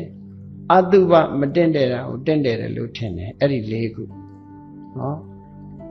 နိစ္စအနိစ္စကိုနိစ္စလို့ထင်နေတယ်ဒုက္ခကိုဒုက္ခလို့ထင်တယ်အနတ္တကိုအတ္တလို့ထင်တယ်အတုပကိုတုပလို့ထင်တယ်ဆိုတဲ့အဲ့ဒီ၄ခုနဲ့ခုန၃ခုမြောက်၄၃၄ဆက်နဲ့ဒီလိုဆိုလိုတာပေါ့နော်အဲ့တော့ဝိသခာမှာဒီဝိပန္လာတကျမ်းနေတာဘာကျမ်းလို့ဆိုရင်သူကဒုက္ခကိုဒုက္ခလို့အမှတ်မှားခြင်းရဲ့အတိမှားခြင်းအမြင်တော့မမှားတော့ဘူးသူအမြင်ကတော့မှန်နေပြီအတိမှားခြင်းရဲ့အမှတ်မှားခြင်းအမှတ်မှားခြင်းအတိမှားခြင်းနှစ်ခုနောက်မတင့်တယ်တာကိုတင့်တယ်တယ်အတုပကိုတုပလို့သူထင်သေးတယ်အဲ့ဒါလဲတင်ညာဝိပန္နတာစိတ်တဝိပန္နတာအမှတ်မှားခြင်းအတိမှားခြင်းဒီနှစ်ခုရှိဒိဋ္ဌိနဲ့ပတ်သက်တဲ့၄ခုတော့သူလုံးဝရှင်းသွားပြီမရှိတော့အနိစ္စဒုက္ခအနိစ္စရဲ့အနတ္တရဲ့ဒါနှစ်ခုနဲ့လည်းရှင်းသွားတယ်သူ့မှာလက်ကြံဖြစ်နေတာဘာလို့ဆိုရင်ဆင်းရဲတာကိုချမ်းသာတယ်လို့ထင်လိုက်သေးတယ်မလှတာလှတယ်လို့ထင်လိုက်သေးတယ်ဒါလေးတော့ကြံတယ်နော်အဲ့တော့ဝိပန္နတာဆိုဒီမှာ hallucination လို့ခေါ်တယ်ဒါကတော့ရသမားတွေအရက်မူးပြီဆိုလို့ရှိရင် hallucination ဖြစ်တယ်ဘာဘာရှင်းလို့လည်းအင်္ဂလိပ်လိုပြန်အမြင်အမှန်မမြင်တာပေါ့နော်ပြောင်းလဲနေတဲ့အမြင်တစ်ခုလို့ဆိုလို့ရအဲ့တော့သောတာပန်မှာဝိပန္နတာ၄မျိုးပါနေသေးသည်ရှိနေသေးသည့်အတွက်ကြောင့်သောတာပန်ကအိမ်တော်ပြုငိုစရာရှိလဲငိုတယ်ရည်စရာရှိလဲရည်မှာပေါ့နော်သို့တော့သူပယ်ထားတဲ့ကိလေသာကဒိဋ္ဌိနဲ့ဝိသိကိစ္စဒီနှစ်ခုပဲပဲအဲ့ဒီအပြင်သောတာပတိမဉ္ဇဉ်ရဲ့ဆွမ်းဆောင်မှုကြောင့်လောဘရှိနေအောင်တော့အပယ်ချနိုင်လောက်ပြင်းထန်တဲ့လောဘမရှိဘူးဒေါသရှိသေးတော့လဲအပယ်ချနိုင်လောက်လူတယောက်တတ်လောက်အောင်ဆိုတဲ့တရိစ္ဆာန်ကောင်တတ်လောက်အောင်ဆိုတဲ့ဒေါသမရှိတော့ဒီလိုဆိုလို့အိတ်တာလုံးဝမရှိတော့ဘူးသောတာပန်မှာနော်ဒေါသနဲ့ရှင်ပေမဲ့လို့ဒါစာပေထဲမှာအဲ့လိုအိတ်တာတို့မစ္စရိယတို့ဆိုတော့သောတာပန်မှာလုံးဝမရှိဘူးတဲ့သေးပေမဲ့လို့အိတ်တာနဲ့မစ္စရိယတော့လုံးဝကင်းတယ်အတော်ဆိုးတဲ့ဟာကိုအိတ်တာဆိုတာစဉ်းစားကြည့်ပါလေသူများကြီးပွားတာကိုမနာလို့တာ jealousy ဖြစ်တယ်ဆိုတာအလွန်ဆိုးတယ်အဲ့ဒီအလွန်ဆိုးတဲ့စိတ်ယုတ်မျိုးသူ့မှာမရှိတော့မစ္စရိယသူ့မှာမရှိတော့ဘူးငါသာသုံးမယ်ဆိုတာလူမရှိတော့စိတ်ဓာတ်အကျယ်ပြန့်သွားတယ် သောတပန်အနေနဲ့အိဒါမစ္စရိယမရှိဘူးအာဂတိ၄ပါးလိုက်စားတာလည်းမရှိတော့ဘူးသောတပန်ပုဂ္ဂိုလ်အဲ့တော့အရိယာပုဂ္ဂိုလ်ရဲ့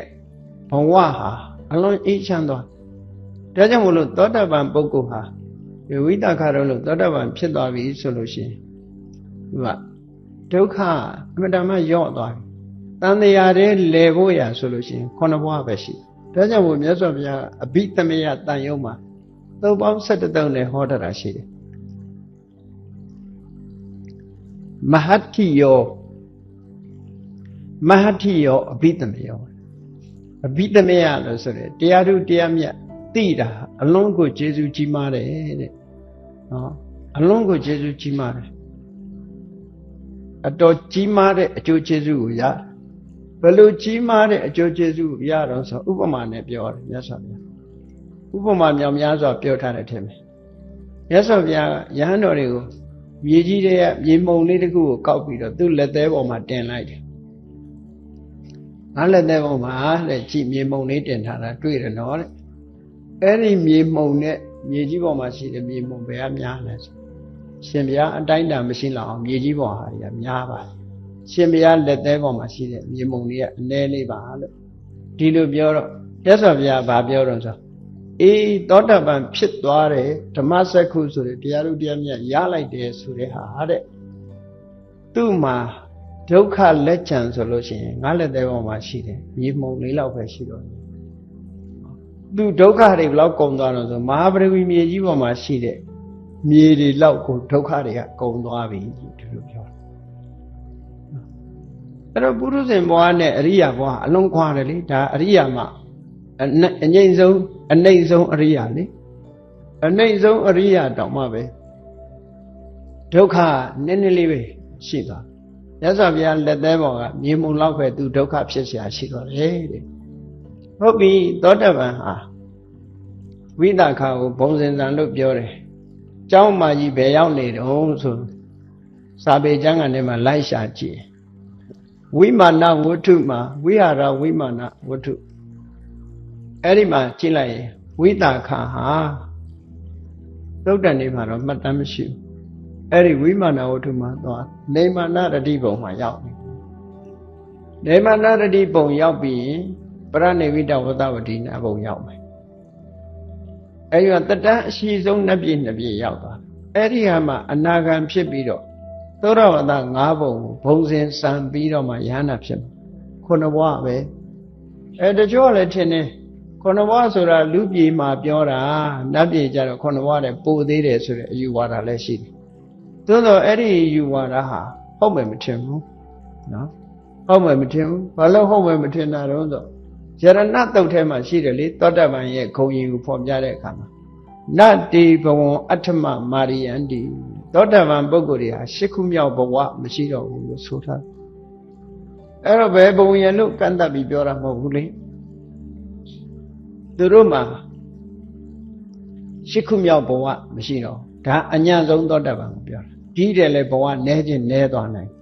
သောတပန်ဖြစ်ရင်ခုနှစ်ဘဝနေကိုနေရအောင်မယ်လို့ဒီလိုသတ်မှတ်တာမဟုတ်ဘူးရော့ချင်းရော့သွားမယ်ဧကပိစီတို့ကောလံကောလာတို့ကြတော့ဒီတွေရော့နေတယ်သတ္တခတုပရမလို့ဆိုတာအလွန်ဆုံးလို့ဆိုလိုတာသူကအလွန်ဆုံးခုနှစ်ဘဝပဲဒီတဲ့ပုံရှိတော့အဲ့တော့တန်တရားမှာအခုလိုသောတာပန်ဖြစ်လေရတဲ့အရိယဘဝဆိုတာအလွန်ကိုဒီအပြစ်တွေအလွန်နည်းသွားတာပဲဆွမ်းဆောင်မှုတွေအလွန်ကောင်းသွားတန်တရားမှာဒုက္ခပေးစရာ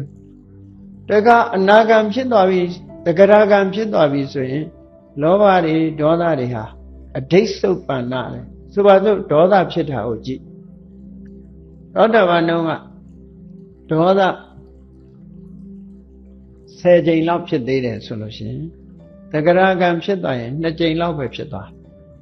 သောတာပန်ဖြစ်တုန်းကဒေါသဖြစ်ရင်အရှိန်လေးနည်းနည်းရှိသေးတယ်တဂရဂံဖြစ်သွားရင်အရှိန်မပါတော့ဘူးလို့ဆိုလို့ဒီလိုဆိုလိုတာပေါ့နော်အနာဂံဖြစ်သွားပြီဆိုရင်ကာမရာဂလို့ဆိုတဲ့ကာမဂုဏ်အာယုန်နဲ့ပတ်သက်တဲ့လောဘဟာကျွင်းမဲ့ပယ်သွားပြီဒေါသဆိုတာတော့လုံးဝမရှိတော့ဘူးဟောအနာဂံဖြစ်သွားကာမဘုံနဲ့လည်းဆက်ဖြတ်လိုက်ပြီကာမဘုံဆိုဒီမှာအမြင်အာယုန်အကြားအာယုန်အနတ်အာယုန်တွေးထိအာယုန် ရတာအာယုန်နေနဲ့ပျော်မွေးတဲ့ဘုံကိုပြောတာနော်ဗြဟ္မပြည်ရောက်သွားလို့ရှိရင်အဲ့ဒီကာမဆိုတာတွေမရှိတော့ဇာနာလို့ဆိုတဲ့ဇန်နေနဲ့ပဲပျော်မွေးနေတဲ့အနေထားမျိုးတစ်ခုရောက်သွားအဲ့တော့အရိယာဖြစ်သွားတယ်အရိယာဘဝဟာတဖြည်းဖြည်းအဆင့်မြင့်သွားပြီနောက်ဆုံးမှာယန္နာဆိုရင်ကိလေသာဟုသမျှမြူမြမှာကြံတော့ပဲနဲ့ကိလေသာတွေအလုံးကင်းသွားပြီးတော့ကိလေသာကုန်သွားသည့်အတွက်ကြောင့်ကံမျိုးစေ့တွေဟာလည်းအကျိုးမပေးတော့ဘူးဒါကြောင့်မို့အယမန္တိမာဇာတိဒီဘဝဟာနောက်ဆုံးဘဝပဲလို့ဒီလိုအရိယာပုဂ္ဂိုလ်တွေကခိနာဇာတိနောက်ဘဝမွေးဖို့ဆိုတာမရှိတော့ဘူးဒါအရိယာဘဝအဲ့တော့ပုရုဇဉ်ဘဝကတော့မဟုတ်တာတွေအကုန်ဖြစ်နိုင်သေးတယ်အရိယာဘဝကအဲ့ဒါမျိုးတွေမဖြစ်တော့ဘူးတည်ငြိမ်မှုတွေရသွားပြီ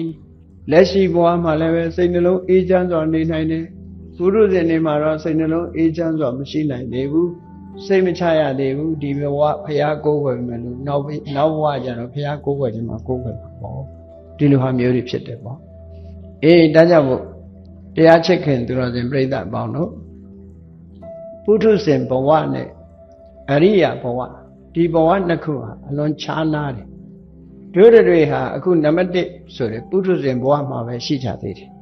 အဲ့ဒီပုထုဇဉ်ဘဝကိုကြော်ဖြတ်တဲ့ပေါင်းကူတရားပုထုဇဉ်ဘဝကနေဟိုဘက်ကိုကူးခြင်းဘာနဲ့ကူးမဂ္ဂင်ရှင်ပါအကျင့်တရားကျင့်ပြီးတော့ကူးရမယ်နော် bridge ခေါ်တာအဲ့ဒီတရားကနေပြီးရှောက်အောင်မလျှောက်ဖဲဒီဘက်ပြောနေရင်တော့ဒီလိုပဲနေအောင်ပါပဲဒီဘက်ကန်းထဲမှာနေချအောင်ပါနော်ဒီဘက်ကန်းမှာပျော်တဲ့လူကများတယ်ဟိုဘက်ကူးဖို့စိတ်ကူးတော့မထည့်သေးဘူးနှုတ်သေးတယ်နဲ့နေတာရင့်တော့ဘယ်တော့မှရင့်မှာမဟုတ်ဘူးနော်အဲ့အရင်ဆောင်လို့ကတော့မရင့်ဘူးအေးဒါကြောင့်မို့ပုရုဇဉ်ဘဝဆိုတာအလွန်အန္တရာယ်များတာပါလားလို့တန်ဝေကကြီးစွာကိုယ့်ကိုတန်ဝေကဖြစ်ပွားပြီးအရိယာဘဝဟာအလွန်အားကျစရာကောင်းပြီးအလွန်ငြိမ်းချမ်းတဲ့ဘဝပါလားလို့စိတ်ထဲမှာအတူယူအားကြတဲ့စိတ်တွေမွေးပြီးတော့နောက်ဆုံးအရိယာဘဝကူးပြောနိုင်အောင်မဂ္ဂင်၈ပါးအကျင့်တရားကိုကျင့်ကြံကြိုးကိုအားထုတ်နိုင်ကြပါစေကုန်သတည်း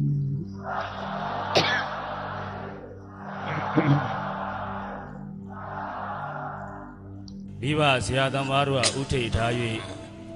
ရှစ်ပါးသောသီလခံယူစောင့်တည်နိုင်ရန်နှင့်ဆရာတော်ဘုရားဟောကြားသောတရားတော်မြတ်နာကြားနိုင်ရန်အတွက်ညီညာဖြဖြရှ िख ိုးကြောကြပါကုန်စို့ခမညာ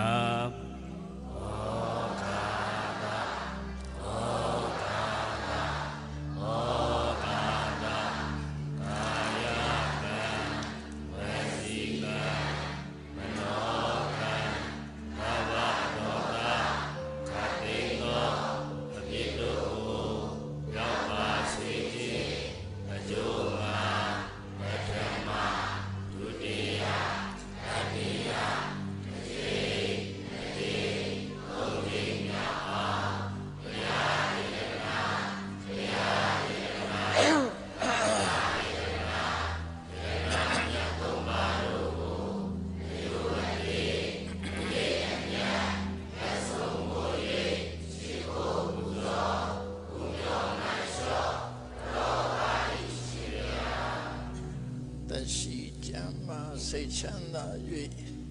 လူရဆန္ဒပြေဝစေကြောင်းကောင်းမှုမင်္ဂလာဖြစ်ပါစေရန်အလိုငါဖရာမြတ်ဆုံးယရဏတရားမြတ်ဆုံးယရဏသံဃာမြတ်ဆုံးယရဏမြတ်သုံးပါးတို့အားရှုသိမြတ်တို့လက်ဆုံးမူ၍ရှိခိုးပူဇော်ဖူးမြော်မှန်လျောကြောချသောတက္ကိစ္စကာရောပဏမကုသစေရနာဖြာပြတို့ကြောင့်ယနေ့ခါမှစ၍သက်ရှိခြင်းကျမ်းမာခြင်းခွန်အားဗလပြေဝခြင်းဉာဏ်ပညာကြီးခြင်းစရှိသောကောင်းကျိုးချမ်းသာမင်္ဂလာပေါင်းတို့နှင့်ပြည့်စုံကြပြီလေနိဗ္ဗာန်ရောက်ကြောင်းသူတော်ကောင်းတို့၏ကျင့်တရားကိုကျင့်ကြံကြိုးကိုအားထုတ်နိုင်ကြကုန်သည်ဖြစ်၍ဒုက္ခခတ်သိမ်းချုပ်ငြိမ်းရမှာမြတ်နိဗ္ဗာန်သို့လင်းမြန်ဆောစွာကိုယ်စီကိုယ်ဥငါမျက်မှောက်ပြုလွယ်နိုင်ကြပါစေ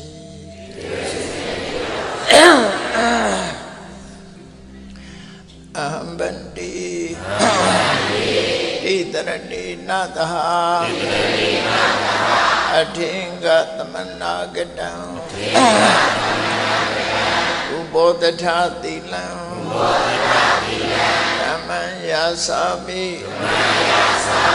အနုကံကတ္တဝါသီလံတိထမိပန္တိဒုတိယမိအမ္ပန္တိဣသရဏိနသအတေင္ဂသမနာကတံဥဘောတထသီလံဓမ္မယာစာမိအနုကံကတ္တဝါသီလံတိထ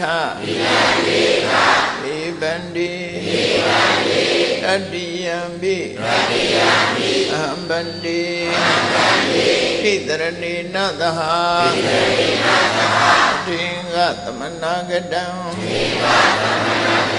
ဥဘောတထသီလံဓမ္မယာစာမိ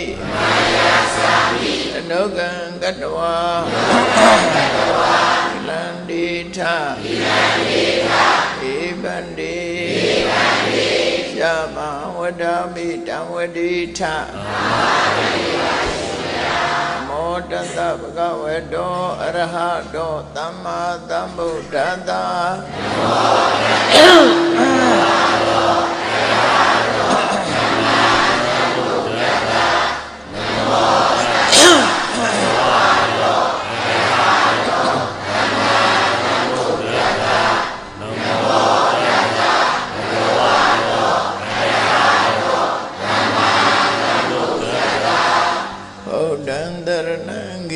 ာမိဓမ္မံတရဏံဂိသာမိသံဃံတရဏံဂိသာမိဘုဒ္ဓံ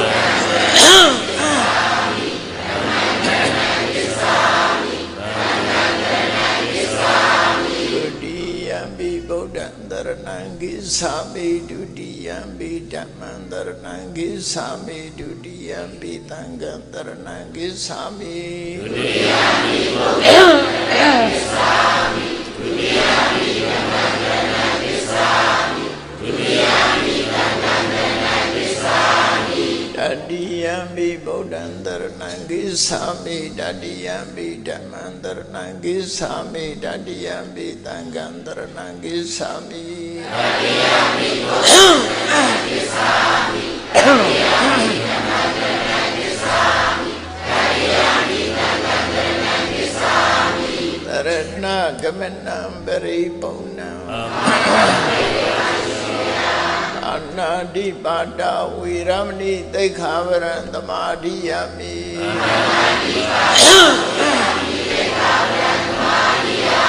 အာဒိနာဒါနာဝေရမဏိသိက္ခာဝရံသမာဓိယမိအာဒိနာဒါနာဝေရမဏိသိက္ခာဝရံသမာဓိယမိအဗျမ္မစရိယဝေရမဏိသိက္ခာဝရံသမာဓိယမိအဗျမ္မစရိယဝေရမဏိသိက္ခာဝရံသမာဓိယမိဥတ္တဝါဒဝေရမဏိသိက္ခာဝရံသမာဓိယမိဥတ္တဝါဒဝေရမဏိသိက္ခာဝရံသမာဓိယမိသုရာမေရယမစ္ဆပမာဒဌာနဝေရမဏိသိက္ခာဝရံသမာဓိယမိသုရာမေရယမစ္ဆပမာဒဌာနဝေရမဏိသိက္ခာဝရံသမာဓိယမိဝိကာလမောဇနာဝေရမဏိသိက္ခာဝရံသမာဓိယမိဝိကာလမောဇနာဝေရမဏိသိက္ခာဝရံသမာဓိယမိဒေ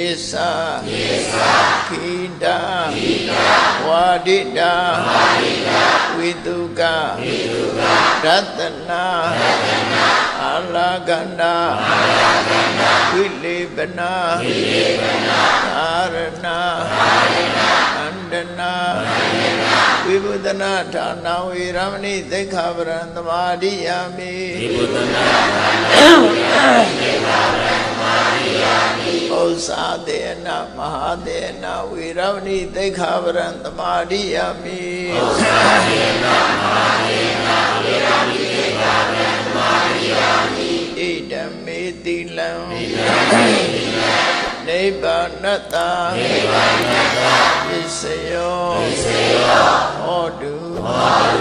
တိတရဏိ na daha adinga tamana gadam ubodhatha tilan dhaman darugan gadwa apamadi na tampaditha Ama